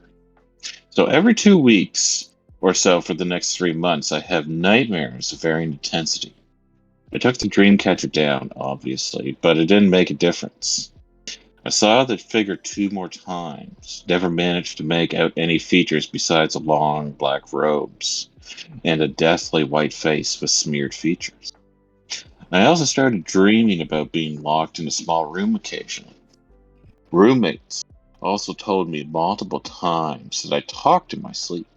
So anyway, when the semester ends, I go home for a bit and talk to my dad again. Ask about my grandpa again. Dad knows I took the Dreamcatcher, but he isn't mad. He asked me if I lost or broke it. I say no, I was just curious and I didn't think he'd care anyway. He doesn't really care. Tells me a bit about Grandpa. Grandpa was fucking abducted from his parents and put into a residential school as a kid. This was actually the reason him and my dad stopped talking. But Grandpa absolutely could not accept that his son was marrying a Catholic. Some pieces start falling into place a bit. I don't want to say anything about the crazy shit, so I just keep my mouth shut. I also find out that the contents of that box weren't packed there by my grandpa, but by the people who cleaned up his place after he died. That stuff, Dreamcatcher included, was around his house. In fact, most of it was in the bedroom where he died. So anyway, I spent 3 weeks at home before going back to the dorm. The very night I get back, I wake up around 2 a.m. and I see the robed guy again standing at the foot of my bed. It's weird. The black of his robes is so dark that it's easily visible against the walls without the lights on. Now that I know what I'm looking at, he looks like a priest, just scary. I can't be sure, but it seems like there's almost to me like I'm having some kind of waking nightmare of something my grandpa saw. Without turning on the light, I get the Dreamcatcher out of the closet. I'm half expecting some demon to jump out, but no. It's just a string and wood and a few feathers. The ghost priest thing is still looking at me. I swear I can hear faint praying in Latin. Without being told or even looking it up, somehow I just know what to do. Everybody's asleep, so I quickly grab a few things, slip out of my room, then go downstairs and out of the dorm building. There's a spot where the smokers generally congregate. I go over, throw the dream catcher in the big ashtray and put some dry grass from nearby and put it on top. I use my lighter to set the whole thing on fire. Nothing happened. Nothing flashy happens. It just burns for a good 5 to 10 minutes. I go back inside. The priest ghost is gone. Room just feels quieter. I lay down, fall asleep, and dream about nothing. So yeah, haunted object. You probably thought this was going somewhere else from all the native stuff, but no. Sadly, I don't have any spooky Wendigo stories. I've gone to haunted locations since then, and it feels almost exactly the same as being around that Dreamcatcher did. Weird thing is, though, even pointing a camera right at the figure, I can see I've never managed to get a picture or video of one. They're just not in there in the recording. Ghosts are definitely real, but I think a lot of proof for them is bullshit, if that makes sense. HVX Pens, that's a particularly spooky one. Hopefully you don't have any haunted objects in your house. Holy shit, yeah. Fuck. So, now, I mean, for anyone that doesn't know anything about the residential school incident in Canada with the native children, talk about legitimately terrifying shit that probably happened there. People that don't know, and this was kind of brushed under the rug, but they were Catholic priests. They had these residential schools up in northern Canada, and they were trying to like indoctrinate the native children right into the Christian faith, and there were tons of bodies of children found buried around some of these schools, and it was never looked into properly as to what happened. And obviously, where some people's brains go, schizo brains go, is what happened? What were they doing? Were these kids that died of like disease? Did they have fevers? Did they not have medicine? Was there darker shit going on? Ritualistic things, sacrifice children up there? There's been accusations that maybe there's some darker things that go on within the Vatican, right? That's all spooky woo-woo stuff, but is it more nefarious? And obviously Trudeau just addressed this, last year, Galentv, I think, where there's a day now in Canada where we remember the horrors or whatever the fuck that happened to the kids there. What's a holiday called? There's a holiday, Galentv. Isn't there a holiday they just do that? Truth and Reconciliation Day. Is that what you're talking about? Is that yes? Yes. Yeah, I'm back at my computer now, so. Yes, so here we go. The National Day for Truth and Reconciliation, originally and still colloquially known as Orange Shirt Day, is a Canadian holiday to recognize the legacy of the Canadian Indian residential school system. Like, it was that fucked. Oh, you just finished it. Oh my god. Well, that's beyond a coincidence. Yeah, this was horrific, and it's one of those things that I think you'd think that as a culture we would dig into. Like, for me, for instance, the fact that they found a bunch of bodies of children up there isn't good enough. What happened, right? I mean, the bones are probably, it's been many years, right? Decades, if not hundreds of years in some cases. But you can still usually discern what happened to some degree, right?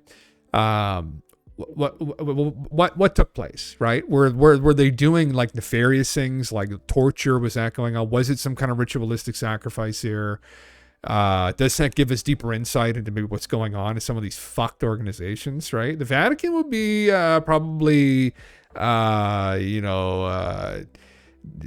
number one place I would bet there's fuck stuff still going on at. An ancient organization that's very cult-like, still all men, lots of accusations of abuse there, of children, sexual abuse of children en masse, genuinely fuck shit. So they don't let anybody in their archives either. They don't let anyone in their archives. Yeah, that's the other fucking problem.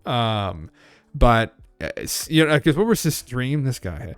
Obviously, these are just green text fucking stories. But I find this interesting. Fires, scream. This is a nightmare he had when he first put the Dreamcatcher in his home. Fires, screaming, crying, running away. Dark forest with monsters. People being murdered. The horror, right? What kind of monsters? Were they wearing dark robes? You ever God. you ever watch? There's a Canadian independent horror film that was made many years ago. I think it was called Void. Did you ever watch that? No, actually. It was I think it was tried to be like a throwback to like those body horror movies that you'd see in, was it like the 1980s? I think those were big. But they were trying to go. It was trying to be like an homage to like those like Cthulhu mythos, cult horrors. Yeah. So the general, without trying to spoil too much, and the general synopsis is that there's a hospital in a very remote town that has like a couple of people that has to go into it, and I think like a first responder, I think like a police officer has to go to it, and things keep happening in the hospital. But what happens is there's a number of people dressed in these black cloaks and long robes show up to this hospital, almost in like a cult fashion, and it seems like they're trying to summon some kind of like cosmic horror or something. Yeah, it was an okay movie. I don't think Krieg liked it that much, but I thought it was okay. Yeah, I've to check that out. I've not heard of it. Don't you think they created their own country so they don't have to answer to others? Well, that's just one thing in the long list of fuck things that you could argue goes on there, Shadows. But yeah, that's another part of that little puzzle there. There's a long list of things that I'm not even going to get into here on the stream that are so fucked that I'm not even want to go to. But yeah, and like obviously not all. I'm not saying that all priests are like, I think that's absolutely not true. I've met many priests who are brilliant people who just, I guess liked the book and they liked the culture, I guess. They were academics, I guess. They were scholars. They liked the peace of mind. So I don't know, so whatever. But there's also with anything, there's probably there's good and bad people involved there. But anyway, that just highlighted potentially how fucked when you factor in what happened to the Native peoples here. But then again, the Native peoples were subjected to all kinds of horrific things from not just the Catholic Church, by many different kinds of people. And actually, before people even arrived in the shores of North America, the Anglo-Saxon people. The Native people were killing each other as well for many years, doing actually terrible things. There was my cousin was reading local Native American history. It was actually about in the south of the province in New Brunswick. There's a place called the Reversing Falls, and there was a tribe there, and I forget the name. There's Micmac, Maliseet, and there's another tribe. But what the Algonquin?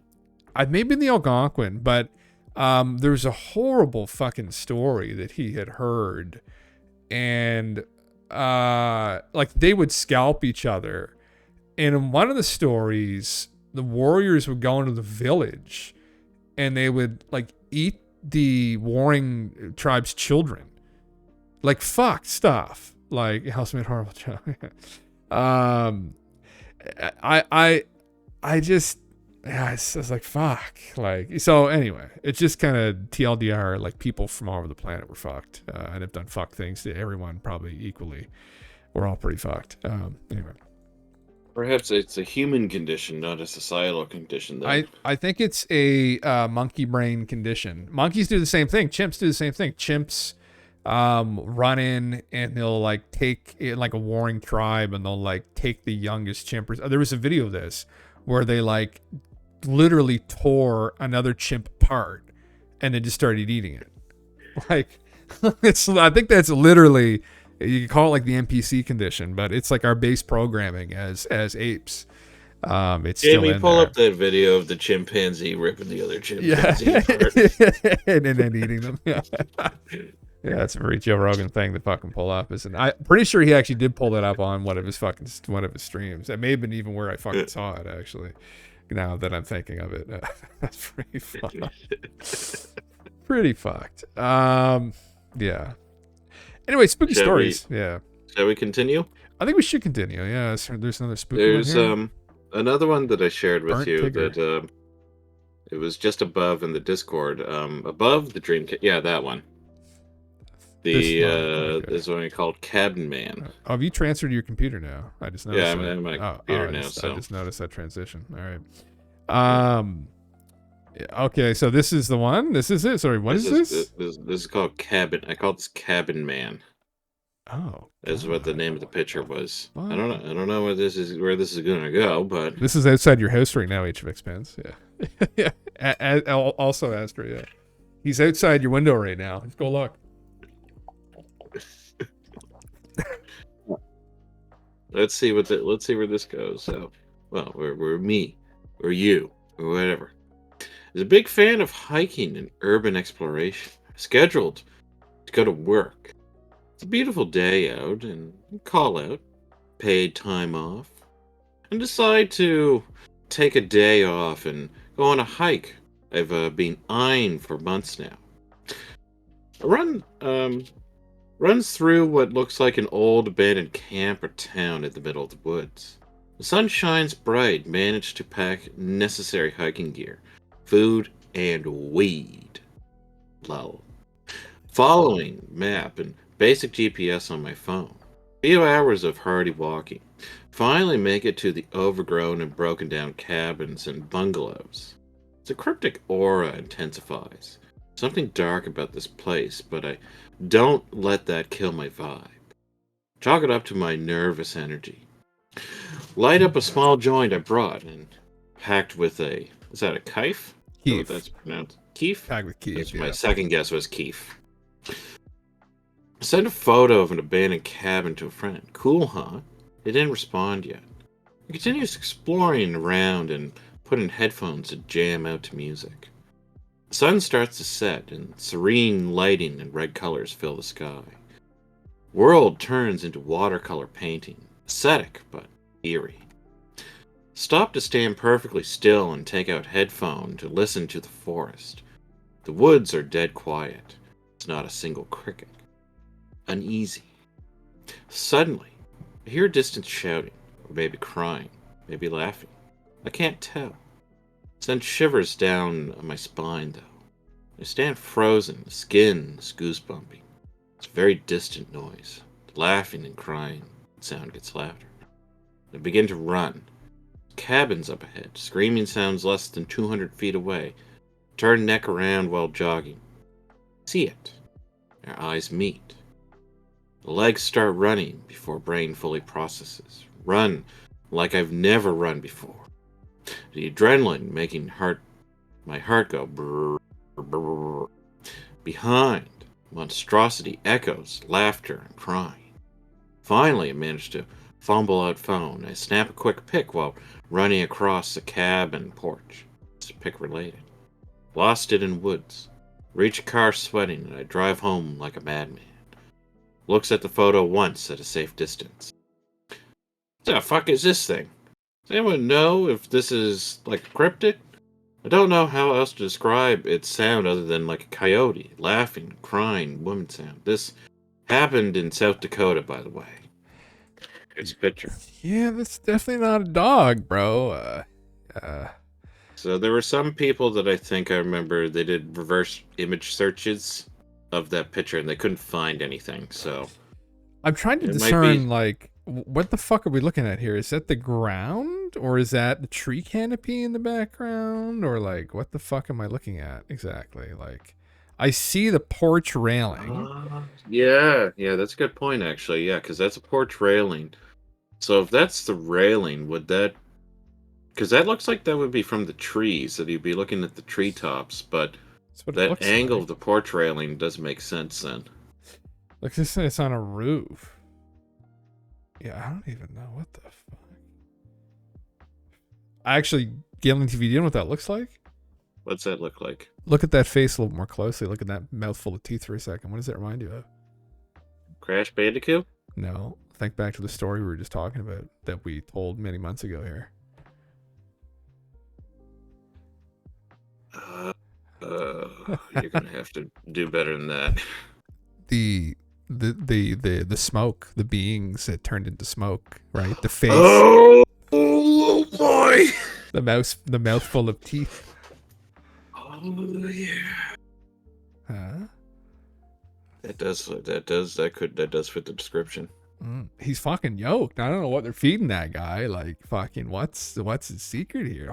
Horse meat? He's eating fucking horses all day or what? Like, he's fucking jacked. Like a 6-pack, like shredded, fucking chest muscles, big neck, traps, fucking. Describe the laughing too, because it said that those things were like laughing too. Yes. Yeah. No, to me I definitely thought that looked like something like Crash Bandicoot or like Banjo-Kazooie or something. So for people that don't know, just looking at that, but that's actually, it looks like Crash Bandicoot on crack. Yeah. For people that don't know, we were talking about this before, but we did a Skiz0 Sunday many months ago, and we were just reminiscing about how it freaked probably both of us out enough, or it freaked me out enough that I remembered it so vividly. But in the story, there was a guy. It was a green tech story, but he was talking about how he's working with a psychologist to remember this incident that happened to his family at their like log cabin up in the woods in the winter, and that they'd sold the cabin abruptly. They never went back. Something had happened, but they weren't going to tell him what it was because he was too young. And he ended up getting the story at some point, either from hypnotherapy or his parents ended up just telling him. But he was like really young, I think like 3 years old or something, or 4 years old. But anyway, he ended up remembering what had happened, and he and his sister were playing in the snow just outside of the cabin, like probably like, I don't know, like half a kilometer away. And they looked up, and they just, two of these beings were just in front of them. And he said that they I think, did they hear the laughing first? Maybe Galentv, I can't remember. Something like that, yeah. Yeah, and then they looked up, and these beings were looking at them. And on this story, they were white, but they had this smile. They were smiling, but it was a mouthful of teeth, like sharp teeth. And they were just staring at them. And I think they both felt like they were almost going into like a hypnotic trance, looking at them. And anyway, they snapped out of it and ran like hell. And these things were following them, kind of laughing. And they ended up running into the cabin and closing the door. Their parents were there and saw these things, closed the door. These things then proceeded to like turn into smoke, go through the door or under the door, and then they came into the cabin. And there was, I think, 3 or 4 of them at this point, and they were each staring, locking the family into this gaze.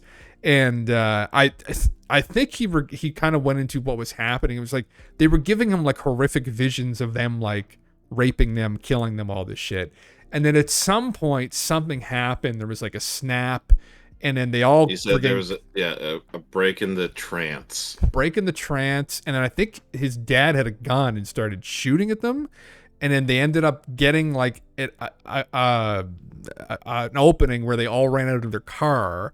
And their dad was still shooting at them, and ended up like shooting one of them, and then the other ones. And they, instead of laughing, which is what they were doing, they started screaming in the distance, and then they ended up outrunning them in the car, and then they never went back again. So it's kind of trippy. Now this is that was a famous green tech story. Yeah, this does sound like this. That does sound. It does sound like this. Yeah, and this creature does look like that. Kind of a similar look at, not white, but. He is a brown skin texture here, but this strange face with this mouthful of teeth, laughing as well. Strange he wasn't able to catch up with them, though. Strange even in the other guy's story, they were able to outrun them.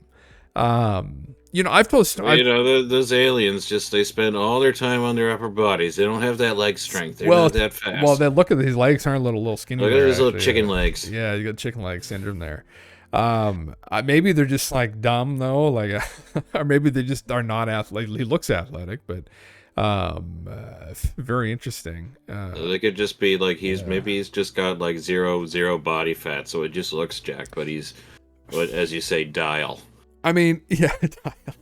I mean, as we were talking about earlier, Missing 411. I mean, now obviously, what's the common thread here between these two stories? They're both green text on 4chan. So reminds me of the movie Killer Clowns from Outer Space. It's kind of what it looks like, isn't it? Just very horrifying, like probably picturesque, like horrifying for humans, like a mouthful of sharp teeth. Because for thousands and thousands and thousands of years, that was the most horrifying thing we can encounter in the middle of the night, was a predator, like probably a saber-toothed tiger, looking at you with a mouthful of sharp teeth, like you were dead. It's lunch, it's dinner, it's breakfast, whatever. So like psychologically, if you could think of the most terrifying thing to show monkeys who've evolved being preyed upon by larger predators than themselves, it would be something along these lines. So then you dig into what the fuck is actually going on in some of these accounts, if there's any truth to them. Well, there might be your answer, potentially. So interesting, though. Interesting. I mean, is this what's taking people in the woods? So more seriously, is this what is taking people in the woods? And this person got away from it. So did the other person, but maybe all those other people that went missing. Maybe these are the gents here who are for whatever reason coming down here and fucking with us. Well, what was he doing? So how did this happen? So he smoked that joint, first of all. He was hiking. He was going on a hike out, and one of the paths went through like a sort of an abandoned little town or village, is what he said. Oh, right, okay. And he hears, oh yeah, woods are dead. So the woods go dead quiet, and then he hears distant shouting, and then the laughing, crying. Yeah, okay. Interesting. Yeah. This is the chupacabra too, is one that in South America and Central America people have heard, where similar kind of thing, where they're like blood drinkers and they were killing cattle and shit. And I mean, if let's say let's do a hypothetical. Let's say maybe there are visitors that are here from other places. What do they look like? And if they're not all friendly, what do they act like? Now, why would they be chasing some high guy some stoner through the fucking woods? And then why would they give up halfway? It's just as soon as he got to his car. Man, I have to say, for people that like go for journeys in the woods at night, this is one of my worst nightmares. We used to go out, the group of us, like the boys, and I had never wanted to do this, but we would go, smoke a bowl, smoke a couple joints. And then I would find myself with some of the other guys following them into like deep, dark woods at like 2, 3, 4 a.m. And I'd be asking myself the entire time. So you're high as fuck, sometimes also drunk, walking through these woods, pitch black, sometimes during a bear warning as well, where we live. There's black bears, but still. And I'd be like, what the fuck are we doing? And, obviously, when you're in that state, and as someone who doesn't particularly enjoy the dark to begin with, all I'm thinking about are stories like these that I've read for many years. So I remember thinking like, oh, what are we going to run into tonight? Never did. Never, not even one. Actually, the scariest thing we ever ran into was a deer, a buck, actually. And that was actually more recent. That was me and DM Leak. But there was, the groups. Those deers can be scary. Well, and we learned that. Thinking back, yeah, that could have ended really badly. It was a massive set of horns on him too. He probably would have gored both of us to fucking death. But this is the kind of shit that you worry about. And I've the missing 411 kid that goes way back. Like that's like 10 years old, I think, when Dave Pilates wrote his first book or more. So I'd heard these stories back in the day when we were going on these fucking journeys, and that's the kind of shit that made me fuck. I was like, man, group of fucking young men go missing, middle of the night, track stop, dead cold in the middle of the trail, just waiting for something like this to jump out of the fucking woods and grab us. I'm like, man, having a fucking panic attack. We used to lurk around the woods here by my old apartment and sleep out in tents when we were like 15. Fucked. We heard bells ringing one night. Oh, Jesus. Oh, man. And this is not, we'll stay in topic or spooky stuff, I guess, but there was a reason why a lot of ancient cultures stayed away from the woods, the deep woods. And like, we're just talking about Native American cultures, but one of the rules was don't go into the woods at night alone. And now obviously you get a bunch of natural fucking predators in North America, right? Especially like a couple hundred years ago. More so than now, because so many have been driven out. But the warnings usually, and people who maybe are from some native groups in North America can speak to this a little more aptly than myself, but from what I know from talking to other people who are from these tribes, like the Wendigo is one, Sasquatch is another. Those were the reasons why they told them to stay to the fucking woods. Like literal, not just like bears and saber-toothed tigers back in the day, or bobcats, but literal monsters, that literal horrific things were out there at night for whatever reason, and preyed on people. And I guess in modern times, since we haven't had these things on camera, although maybe we have, and we just haven't been able to ascertain what the fuck they are. We don't take the warning seriously, but people, maybe, again, missing 411, maybe people they fuck around and they find out. The problem is we don't find out because the encounters that people have, they usually don't survive. So, the horrors like that didn't happen back in the day because Amazon wasn't a thing to create a Kindle box. So, Jesus Christ, yeah. You ran right home. Oh yeah, I'd imagine. I haven't had any terrifying experiences. I'm trying to think. Really, I don't think that I have had anything like. I mean, you'll hear weird noises and stuff. We've heard some weird noises, I guess, but nothing to this level, right? Where you're dealing with like a strange creature or something. Not that I can fucking remember. Yeah. Have you ever had something happen, Galentv, in the woods? Like anything at night, the deep dark night? Does anything come to you and spook you? At the time, it was a little bit spooky, but like thinking back, I know exactly what it was. Thinking back, but this is when I was a little kid. So how old would I have been? Maybe 8. So one of the things that we're gonna just bring up on, just to add context to this. Sure, anybody who's around our age probably played the Legend of Zelda: Ocarina of Time growing up.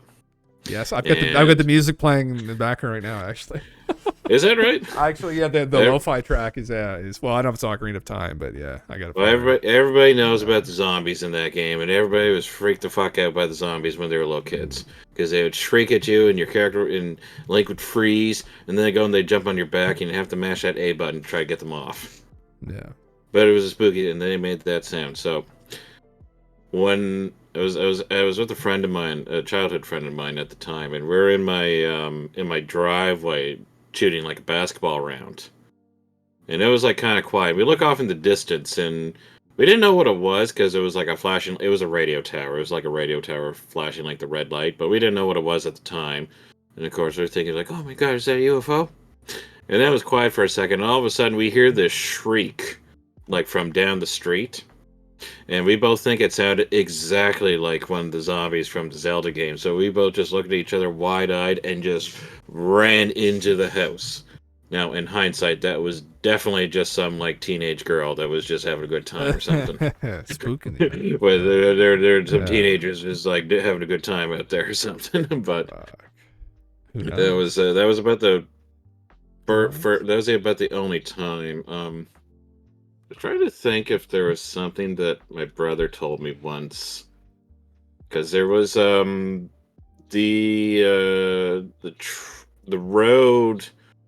One of the roads that runs by my house was like only recently developed over the last like 20 years. Yeah. So before then, when we were little kids, it was entirely just like undeveloped. So it was just kind of like a barren trail. That had nothing there. It was like very loosely landscaped, but there was nothing there. It was just old dirt road, and there was some woods that you could like go into. Excellent for young kids. So we used to, and it led towards the elementary school that we grew up by. Oh, so we would go into that woods, and then sometimes we would go through that, it'd be like at dusk or something, and every now and then it would be after dark as we got a little bit older. But there was one time, I can't remember if this was a story that my brother told, or if this happened to him, or if this happened to like one of his friends, but they talked about how they were going through that trail one night, and they said they could see like a pair of red eyes peering out at them, like from the darkness in the woods. Oh. That's about it, though. Ah. That's about the detail of the story, because they got the hell out of there. Sounds like the Sasquatch story that I've told a couple times. I don't know if there's any whooping. Well, not yet. They got I don't close. think there's any whooping in it.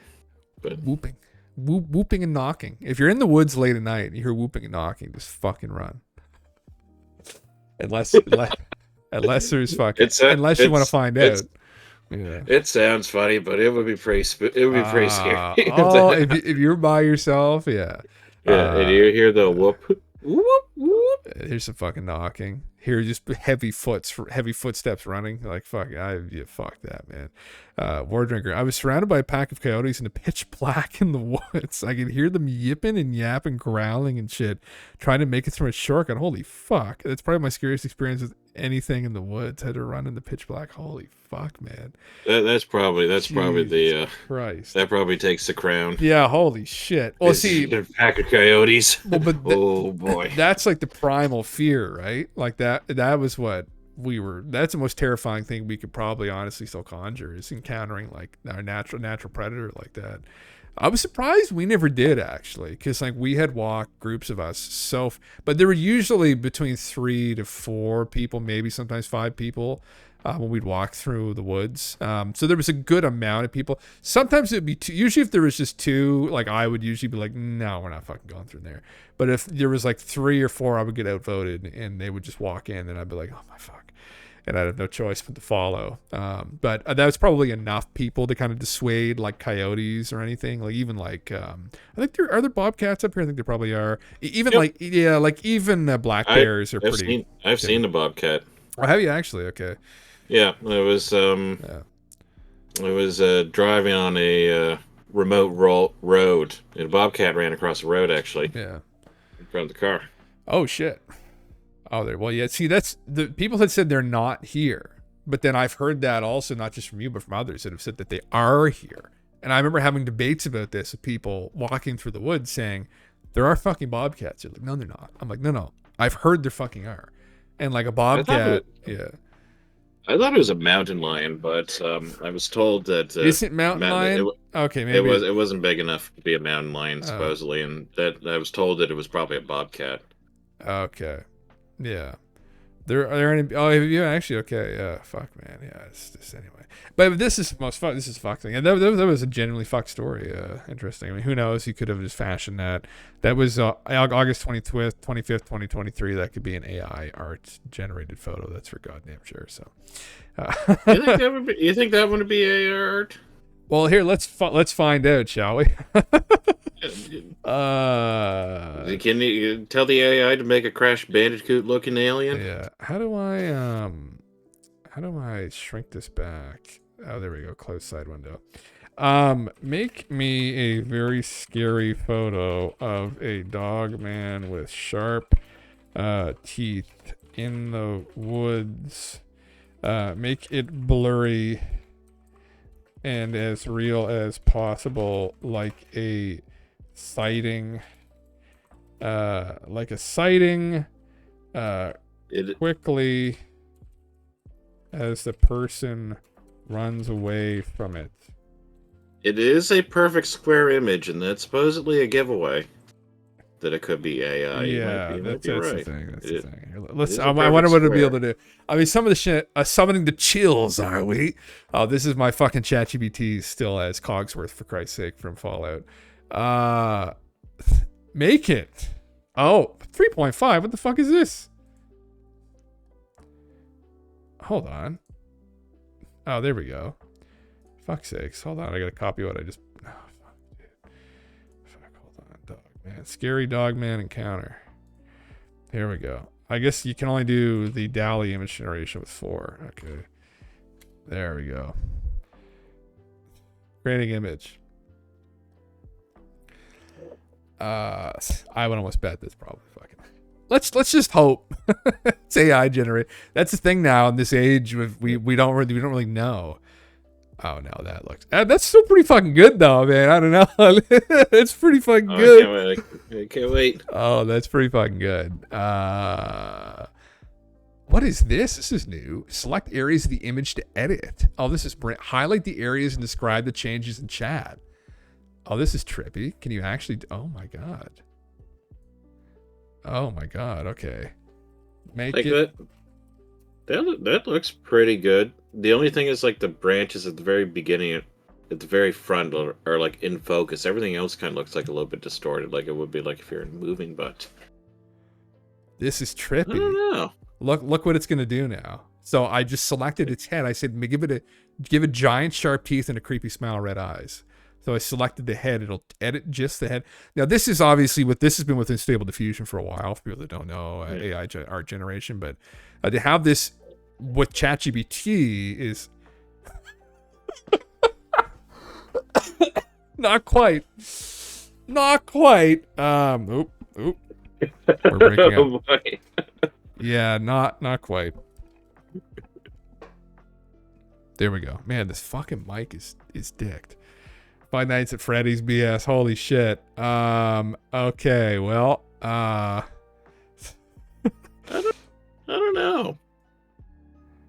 yeah. There might be a good point that it could be AI generated, but the whole thing, like, if it's going to generate it like what you see in that picture there, then there were a couple of hints that you could kind of see where, like, okay, this part's in focus, this isn't out of focus and whatnot, whereas the entire other picture is out of focus. Because it does look like you're on the move. He's on the move when he takes it, but it is a perfect square, so that does make it suspect. Now, will this do it? This is probably going to be absolute nightmare fuel. Fuck, just a second. Should do is copy and paste the entire story and try to see if it can generate an image of the story. Oh, that's actually brilliant. Holy fuck. Holy. That's pretty fucking good now. All right. That's pretty fun. That Asmon there. Holy Christ. Here's the image of a creepy, emancipated man on a mobility scooter drinking Dr. Pepper with a sinister smile. Emancipated. Holy fuck. Jim Bob in the woods here. Man. That's Jim Russell right there, actually. That's the character Jim Russell. Fucking here. Where's the story at? Fucking can I actually? I can't copy and paste it though. For Christ's sake, it's a fucking text file. You know what I can do though is I can do this, and I can say, can I paste the image? Okay. Recreate this image from the text, please. The real night, Mr. Burns. It put it in there pretty flawlessly, I have to fucking say. I was not expecting it would be that good. So it's now we're gonna recreate the image here from this text. Now that'd be trippy if it was actually able to do this. Yeah. Oh my god, I love doing this shit. It's so fucking ridiculous, man. Oh my god. Just a minute. Okay, that's level 10 creepy. Okay. Oh, you see, that's what I imagined from the other story. That's what I was picturing from the other story. Was this thing? Let's do this now. Can I just do this? Hold on. That's Sharper unbelievable, teeth. actually. That's actually pretty. This must be the new. This must be the new Dali. That's unbelievable. That's like exactly what I pictured from the therapist story. Was like pretty much that. Well, I'm gonna give it sharper teeth now. But where are we going with? Every time we fuck around with this, I get more and more unsettled. Honestly, just at how good this is, and then at what it's created. I'm waiting for the unhinged version. I know it's going to be out there at some point, where all the rules are removed, and which is essentially Stable Diffusion. But toothpaste commercial. Let's see what it does with the teeth now. Let's see if it'll be able to actually. I said sharper, not dumber. What the fuck? Oh, they gave it like buck teeth. Yeah. Oh, there you go. Oh, there it is. Jesus Christ. Oh my god. Right. Okay. Well, anyway, back to the original one. That is. Yeah. That original one is. That's very, something. That's very crazy. Who lives or who dies, humans or herself? What a choice. That's a good.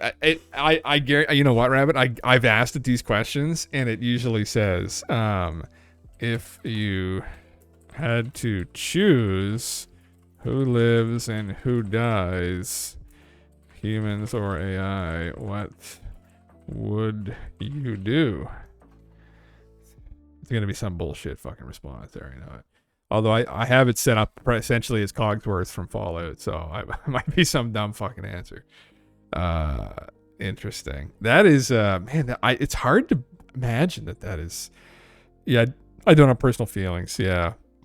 Okay, yeah, it doesn't. It just ignores it. Yeah. I don't make choices about life or death. Yeah, it's just going to fucking write that off, essentially. This Yeah. is a very real power we've got. Every story we're going to do from now on, we got to make an image. Well, here, like, listen. Yeah, well, I can do that. Yeah, I know. Here, so let's do this. Paste. Let's make the pig man. Yeah, Oh, create get the pig creature mentioned in this story. So it will analyze the photo, read the story, and then take those details and input it into an image. I'll see if it gets pig now. Because it kind of got this one. Okay, it got the railing too, Galentv. Yeah, It got the railing from the holy fuck. No, that's unbelievable. It got that image from the first story or from I the. just noticed that. Oh my god. That's like I saved the photo. That's an Yeah. unbelievable photo. Yeah, that's a great one, huh? Save image. Yes. Oh Jesus. Oh my god. Oh, Oh pig man. my god. Oh, he's wearing like the payday mask. That's what that is. Holy. It read the image, took the information, and have given us this. Man, that's intense. Holy fuck. Now, I wonder if we could take a longer text. I wonder if this is all one text here. Now, if it could take all of this. Okay. Read this. I was going to make the priest, the ghostly priest. And make the creature talked about in it. And make a photo of the creature talked about in it. See how quickly it does this now. So it's still digesting the image and trying to read through the story. Oh man. Even that photo, that detail, like this is the new, this is new Dali. Look in the background. The house is perfect. The lights are perfect. Houses. Like everything. It's not in a remote location though, because he mentioned his cabin was in his place was in a remote location, so it's not. Those details aren't accurate. But this is insane. Oh,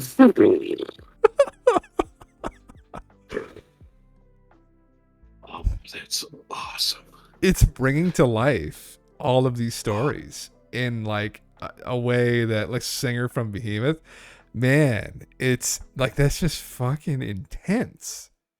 We can just feed it these fucking stories and it'll give us this that's insane. Man, like kind of the featureless person. Where's another one that we just talked about? That was one of them. We even got over that one. Scary the stories from the seas, from the high seas. Yeah, I could get us to this too. I could even say maybe depict the ghost ship in the story. Oh my god! You know what we got to do? We got to find the one where the people are underground. We got to generate that. We got to bring that to life now. Yeah. The ghost ship talked about in one of the stories in this image. Man, now again, this is another test here. So it's got to go to the ghost ship story. It's got to go through the ghost ship story. It's going to understand what's talked about. It's got to be able to, it's got to ignore the other two stories. Yeah. Okay. This will be a test for it. This is fucking unbelievable, honestly, that it's doing this. You just saved that other picture of the the black robed priest. That's another good one too. Yeah, you can use option to download them. The crazy thing too is the in painting you can do within this now, which in painting is going in within these AI programs and changing all parts. I'll try that on this next image. Actually, you just select the entire background and say, put him in the forest. I'll try that on the ghostly priest here. Man, Did it work? so. You'll see it here in a second. That's cool. Oh, that's cool. That's unbelievable. It's even got the little portholes for the cannons inside. Yeah. Man. That's insane. So let's go back to this guy. Let me select essentially the entire background of the image. And I'll say, let's see. I'll say put him in the forest. Here we go. I'll say, okay, leave the ghost priest, but put him in a dark forest in a ritual sacrifice setting. See if he's able to do this now. I mean, it's just, now this is 4, so obviously there is a limit as to like how much of this you can do an hour. I think it's like 50 messages or maybe 100. I don't know. But this in-painting feature built into 4 now is insane. You can probably do this on your phone, actually. There's probably must have been a new update. I haven't fucked around with it in a while. But bringing like these stories is so brilliant. Yeah, for this Skiz0 Sunday, I could be visualizing all this stuff with ChatGPT as you go through the stories. It's absolutely brilliant. Whoa, that's fucked. Let's see what do we got. I can't wait. Whoa. That's okay. Well, but it's Look look how real the trees look. And it's got this circle in the background, right? The ritual sacrifice. Yeah. The first one was obviously better. The first one looked way better. Yeah. But just seamlessly put him in a different background. I could I wish you could go back. I could say put him in a fucking Denny's or something. Fucking with pancakes. Hold on. Just a second here. Just a second now. I'm just gonna fucking just a second here. I'll do it one more. I want to see like the put limits. him in a Denny's with eating pancakes. Is that what you said? Yeah. I'm gonna say put him in Denny's. Let's see. I gotta select the whole thing though, so if I can put him in a fucking Denny's with a grand slam. Okay, put him. Welcome to Denny's. Eat to your Eating soul's a grand content. Slam. Yeah. Slam pancakes. That's where he's going next. Fucking what? Oh my fuck. I now I would just love to feed it stories and have it visualize the story. Imagine when I think later this year, what's it called again? The video generation one is going to drop. Sora. When Sora comes out, and if it gets integrated into ChatGPT, man, that is just going to be. Then we could truly bring all the stories to life. You could literally relive the story potentially, which is something that I guess we haven't reconsidered, but. Holy shit! It almost spelled Grand Slam pancakes right at the fucking sign up there. Oh fuck me! Oh goddamn! Sora Rabbit is the OpenAI's video generation AI. Yeah. Man, that's fucking crazy. Yeah, it's just absolutely. Well, yeah, when you can generate your own movies, yeah, that's exactly it, man. Oh, you have Star Trek versus Star Wars. You can do anything you want. That's the thing. Like, yeah, it's Sora. Yeah, that's what it's called. And later this year, I think there's going to be some people. It's in a alpha right now, but you can literally just do videos. And then this guy could be in Denny's just beating the shit out of people like Undertaker style, fucking WWE. Oh, that's so great. Now, what's another story here? I guess that you have. There's another one here. I'm assuming. Well, there's I thought it might be good to talk about the Dawson Forest Lab. Of all of them, that was the one that I thought had the neatest title, and that one's from like 2 weeks ago. Okay. Oh, this one. Okay, yeah. Yeah, the Dawson Forest Lab. The hotel one might be good too, but I don't know if we got. We're gonna pick and choose because we might be running short. Yeah, on time. this will probably be the last one. So this we'll because this one's pretty. The rest of them are all kind of long too. Hello, X. I have a story that I need to tell you that happened to me recently. I live in the United States in the state of Georgia. I live in a tiny city called Dawnsville. I think there's like around 3,000 people maximum living here as of 2024. But it could be a little less than that. I didn't exactly go around counting. Anyway, to cut to the chase and give you all the goods, there's a place nearby called Dawson Forest that you may possibly have heard of.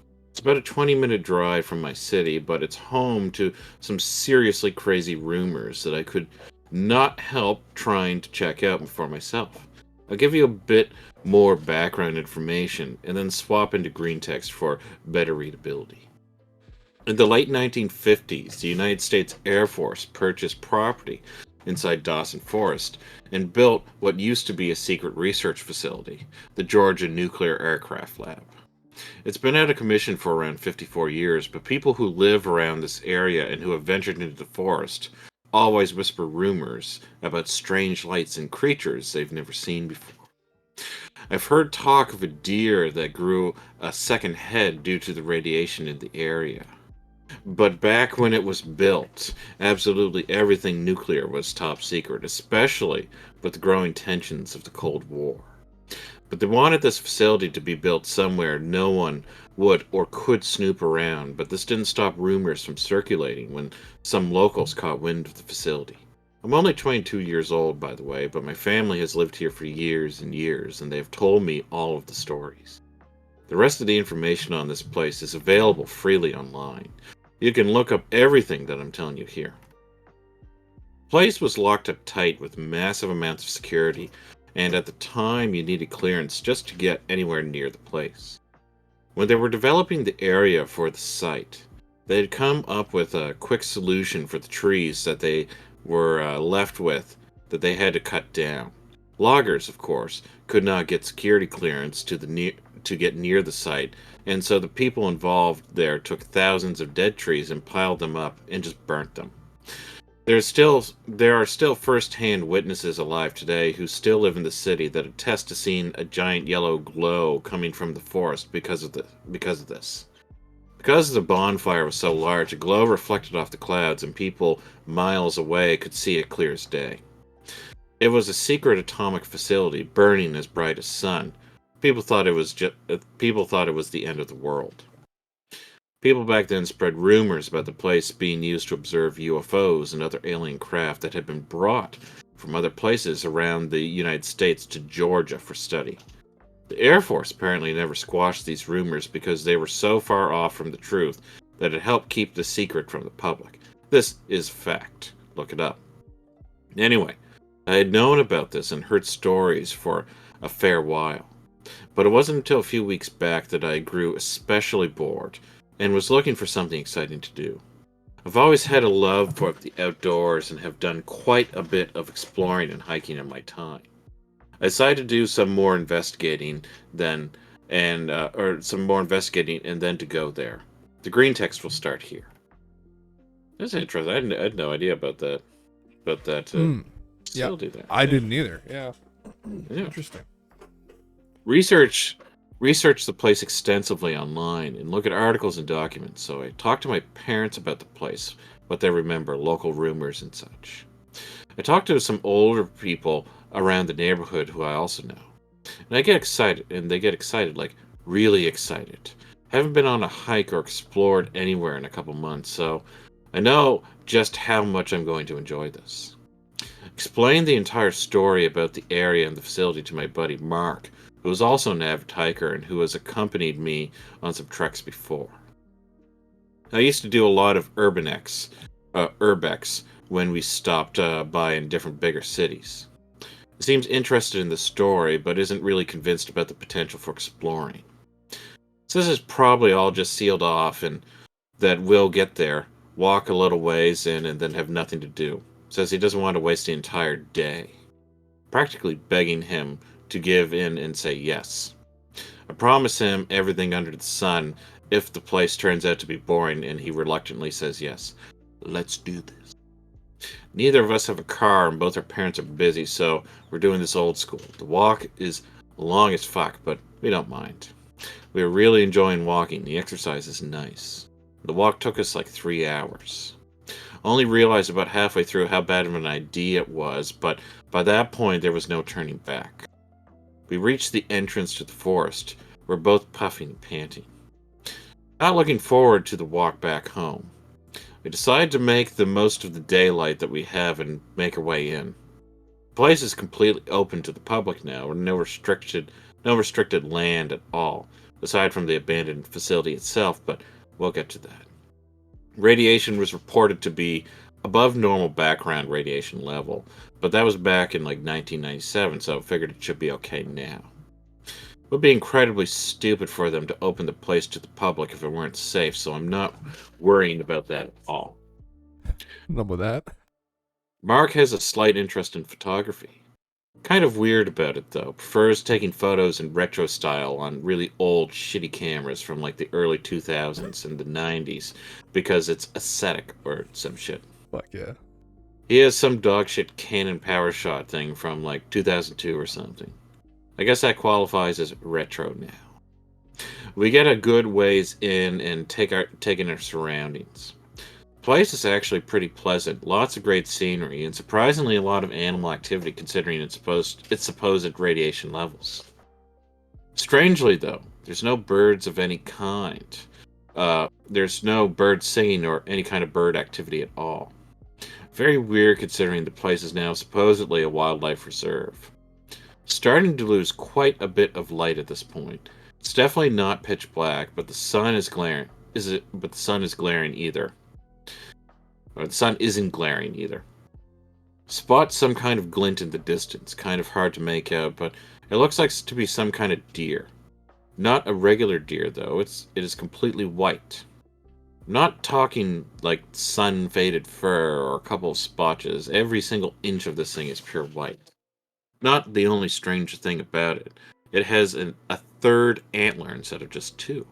It looks really malformed and is actually coming out the back of the deer's head instead of at the top like the other two antlers. Friend tries to capture a picture, but the stupid sound the camera makes startles it, and he only gets a blur as the deer is running away. We'll attach the pic here. Definitely very strange, but decide whatever, and we want to keep exploring. Once you make your way a fair bit down the trail path, the old abandoned buildings start to become visible. Keep seeing clusters of dead trees as we move further into the forest. All of the trees around the rest of the forest are perfectly healthy, but every so often there is just a group of 3 or 4 trees that are stone dead. You get up to the entrance, and it looks like all of the entrances to the place have been concreted off. We came all this way and can't get in, I swear. So I'm looking around desperately. Looking desperately around the place for a way to get in. Literally any way at all, but no dice. Mark is fucking pissed. I'm fucking pissed. Decide we'll search around some more at some other point. Decide to make the most of our time and explore down another trail and hope we'll find some sort of way in. Make our way quite far down the trail, quite a distance away from the abandoned facility buildings now. We stop dead in our tracks. Okay, well, that's really weird. I say out loud to Mark. He just kind of ignores me and goes to inspect it. It's a gigantic concrete retaining wall.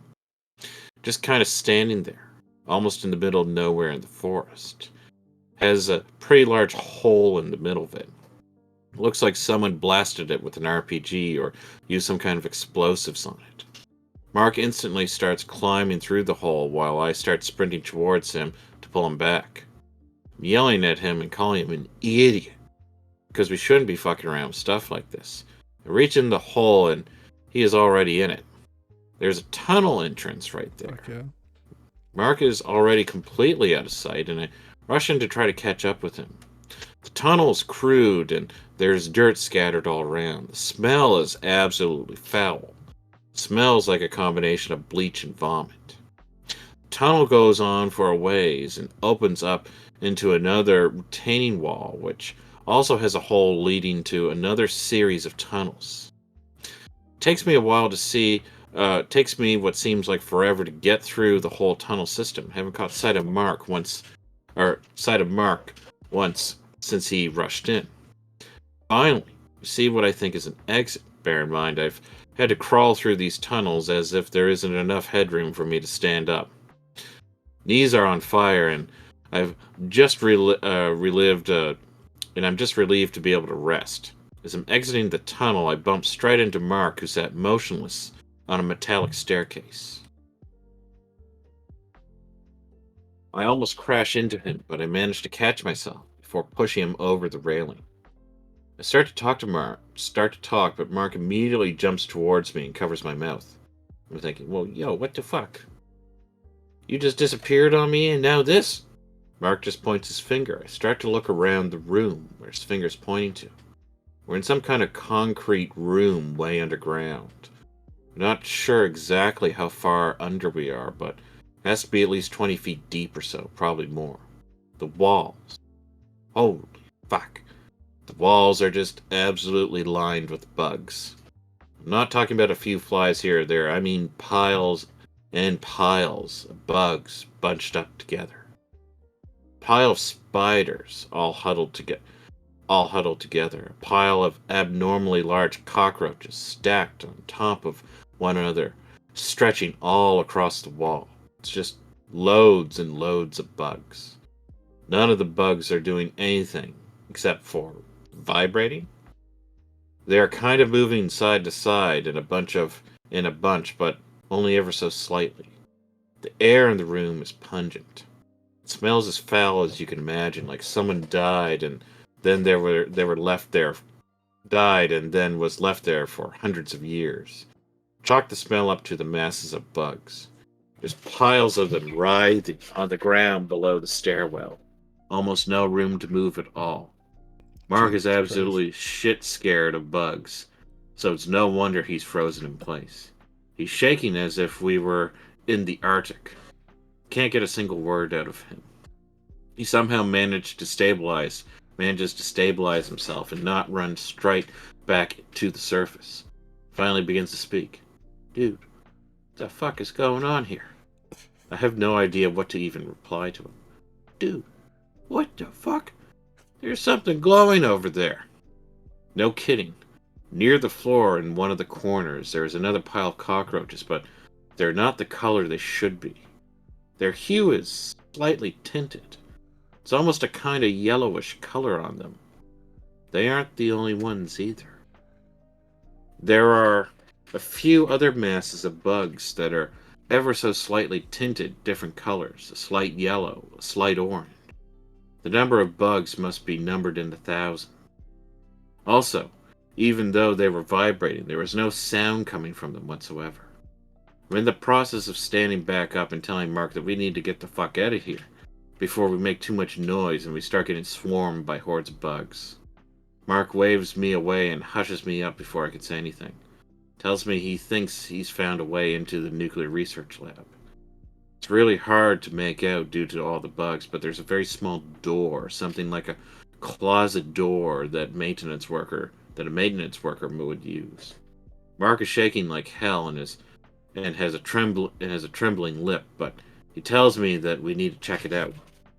I ask him if he's absolutely sure, and he tells me to just go and not think about it. This next part is a little embarrassing, but it was probably the only way it was ever going to work. Bugs are definitely not my favorite thing in the world, but I can handle touching them and them touching me. I walk ahead of Mark slightly while he closes his eyes. I hold Mark's hand, which is slightly behind me, and I sort of lead him with me while he focuses on his breathing. Yeah. I already know the comments. I'll just save it. Fuck yeah. Just save it. I'm walking as slowly as carefully as I possibly can. I don't want to step on any of the bugs and make any of them mad or have them make a disgusting sound. Sure, they can't exactly kill us, but the prospect of mountains of bugs heading straight for us would probably make Mark kill me. I managed to sort of tiptoe between the mounds of bugs and finally reach the door. Thankfully, it's unlocked, and I open the door and shove Mark in first. He tells me he isn't ready to open his eyes yet and stands by the door catching his breath.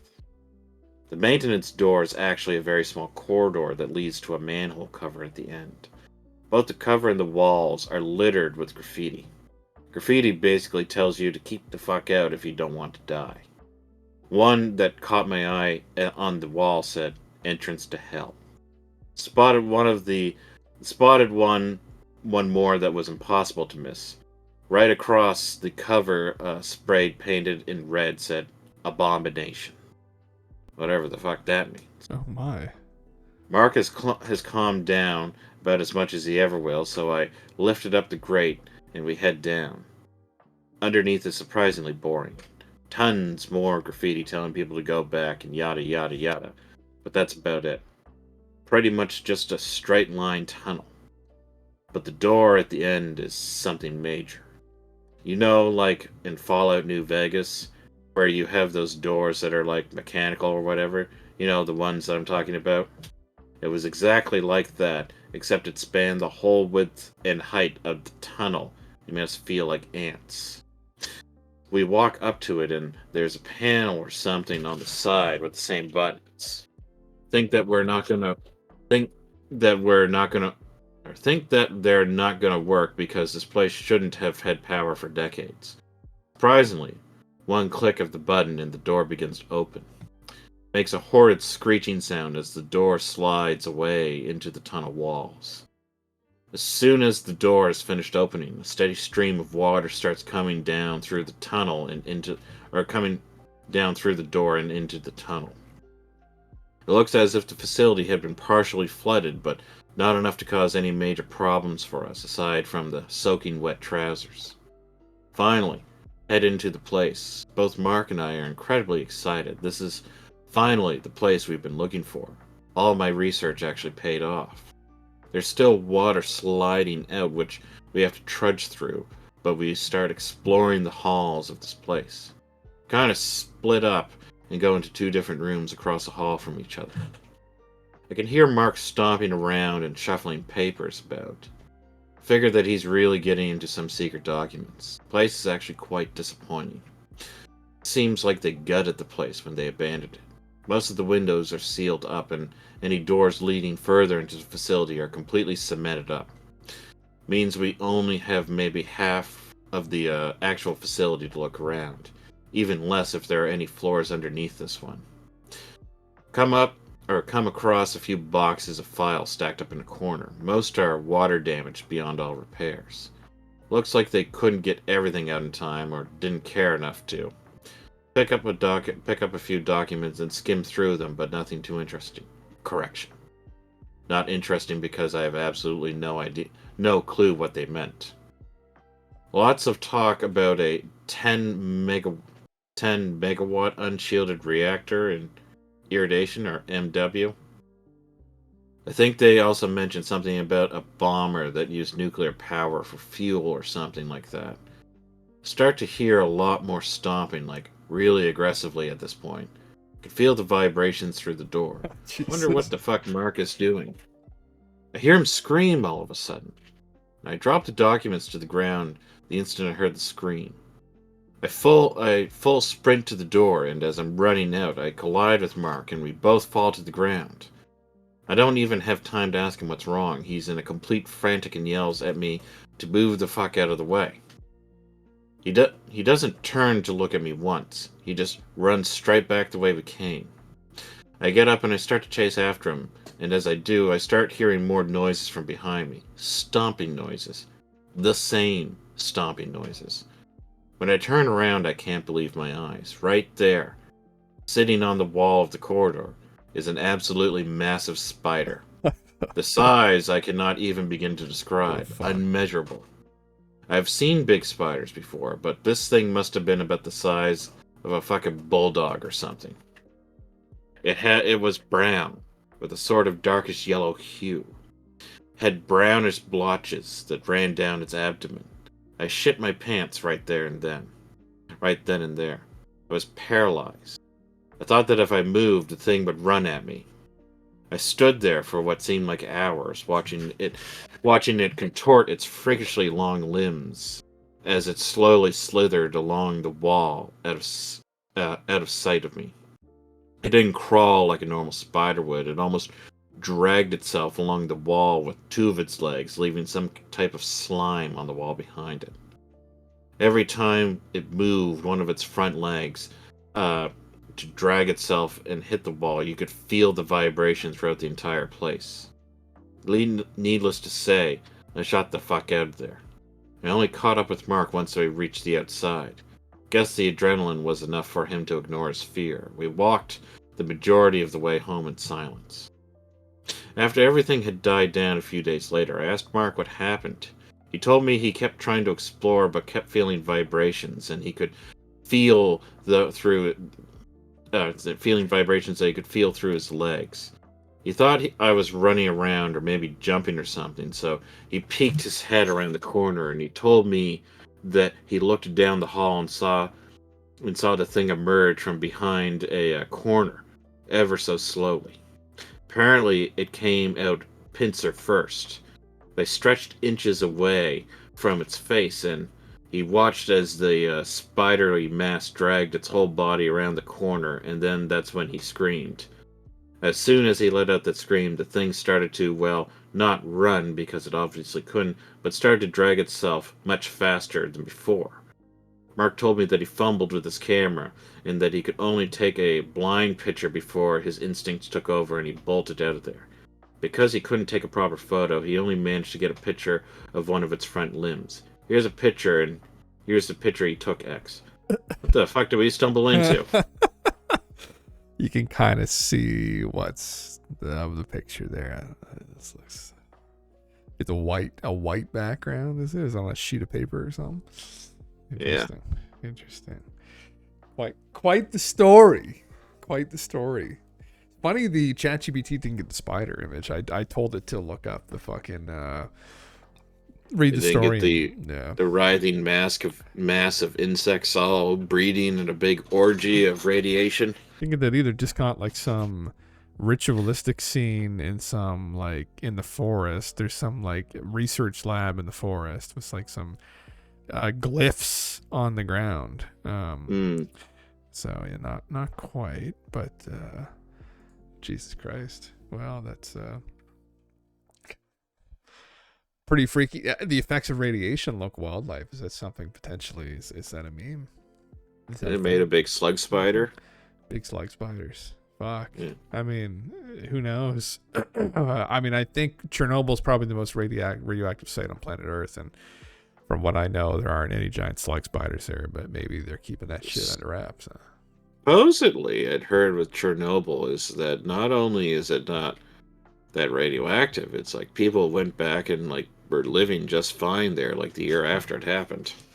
Well, there's some areas that are. Yeah, some areas. Like I think the facility itself is still not safe, but like the surrounding area supposedly is fine. There's still hot spots, I guess. There's hot spots that are pretty bad. Local wildlife, mushrooms. There's this weird mushroom that eats radiation that's cropped up everywhere. I saw that. Really? Yes, it's a thing. Yeah, there's some mushrooms that absorb or deal with the radiation. Yeah. Yes, and that was the other thing to mention too, Warturger. Yeah, with the wild dog's DNA is morphed. All the local wildlife, they've noticed their DNA has changed. Some of them have adapted to it, actually, to some degree, which is very interesting. The radiation, it's a strange thing, isn't it? It's a very strange thing, especially in the amounts that we generate in those facilities. That I guess they're not technically unnatural because you can technically have, I think we talked about this in this show one time actually, but the potential for a natural nuclear reactor to form under the ground, that is potentially a thing that happens. So I guess it can happen in nature, but obviously not ideal conditions for life. So that's what the squid aliens are doing underneath the water. Making messes, trying to evolve. They're using the geothermal energy underneath the water, and that's why all the earthquakes are happening. Those motherfuckers. Those motherfuckers. Yeah. We're going to war with them. This planet isn't big enough for the two of us. And as the native Terrans on the surface, we will persevere. I was gonna say, do those motherfuckers start Fukushima as a way to fucking, like, what the fuck? Like, Jesus. Yeah. Big earthquakes. Well, Galentv, I think that might wrap up this episode of Skiz0 Sunday. But which one was your favorite? Which story did you like most? I'm gonna say, oddly enough, I think the one that got me the most was probably this dog one. The cabin man. The cabin man kind of got me. Yeah, that kind of got me a little bit. So I don't know. Well, you made those connections. I will say you made those connections to the other story. You might be onto something there. I'm threading this all together. I'm gonna put up in that wall. I'm gonna put all these things up there. I get tinfoil up there. Fucking trust me, it's fucking real. It's Scooby Doo. It kind of it does like Scooby Doo on crack. That would be a look. That's probably it. Yeah, that's probably it. That's probably if you fed it into chat. I would almost guarantee that the chat GPT generated image, but because he's got the tree canopy as the ground, but that's pretty close. Anything that has to do with exploring an abandoned town or a cave or like an abandoned facility is that I'm there. I like those stories. Yeah, they're the creepy ones. But everybody, thank you for coming around, and we will both see you soon next week, hopefully. But until then, everyone, take care, and as always, sleep tight. Don't let the big bugs bite. Streaming through the digital night, Jim Bustle, he's guiding the light, unveiling mysteries of the unknown, UFOs in the alien zone. He's a man on a mission, exploring ancient secrets, it's his addiction, debating, discussing with his loyal crew, cosmic conversations, unveiling the truth.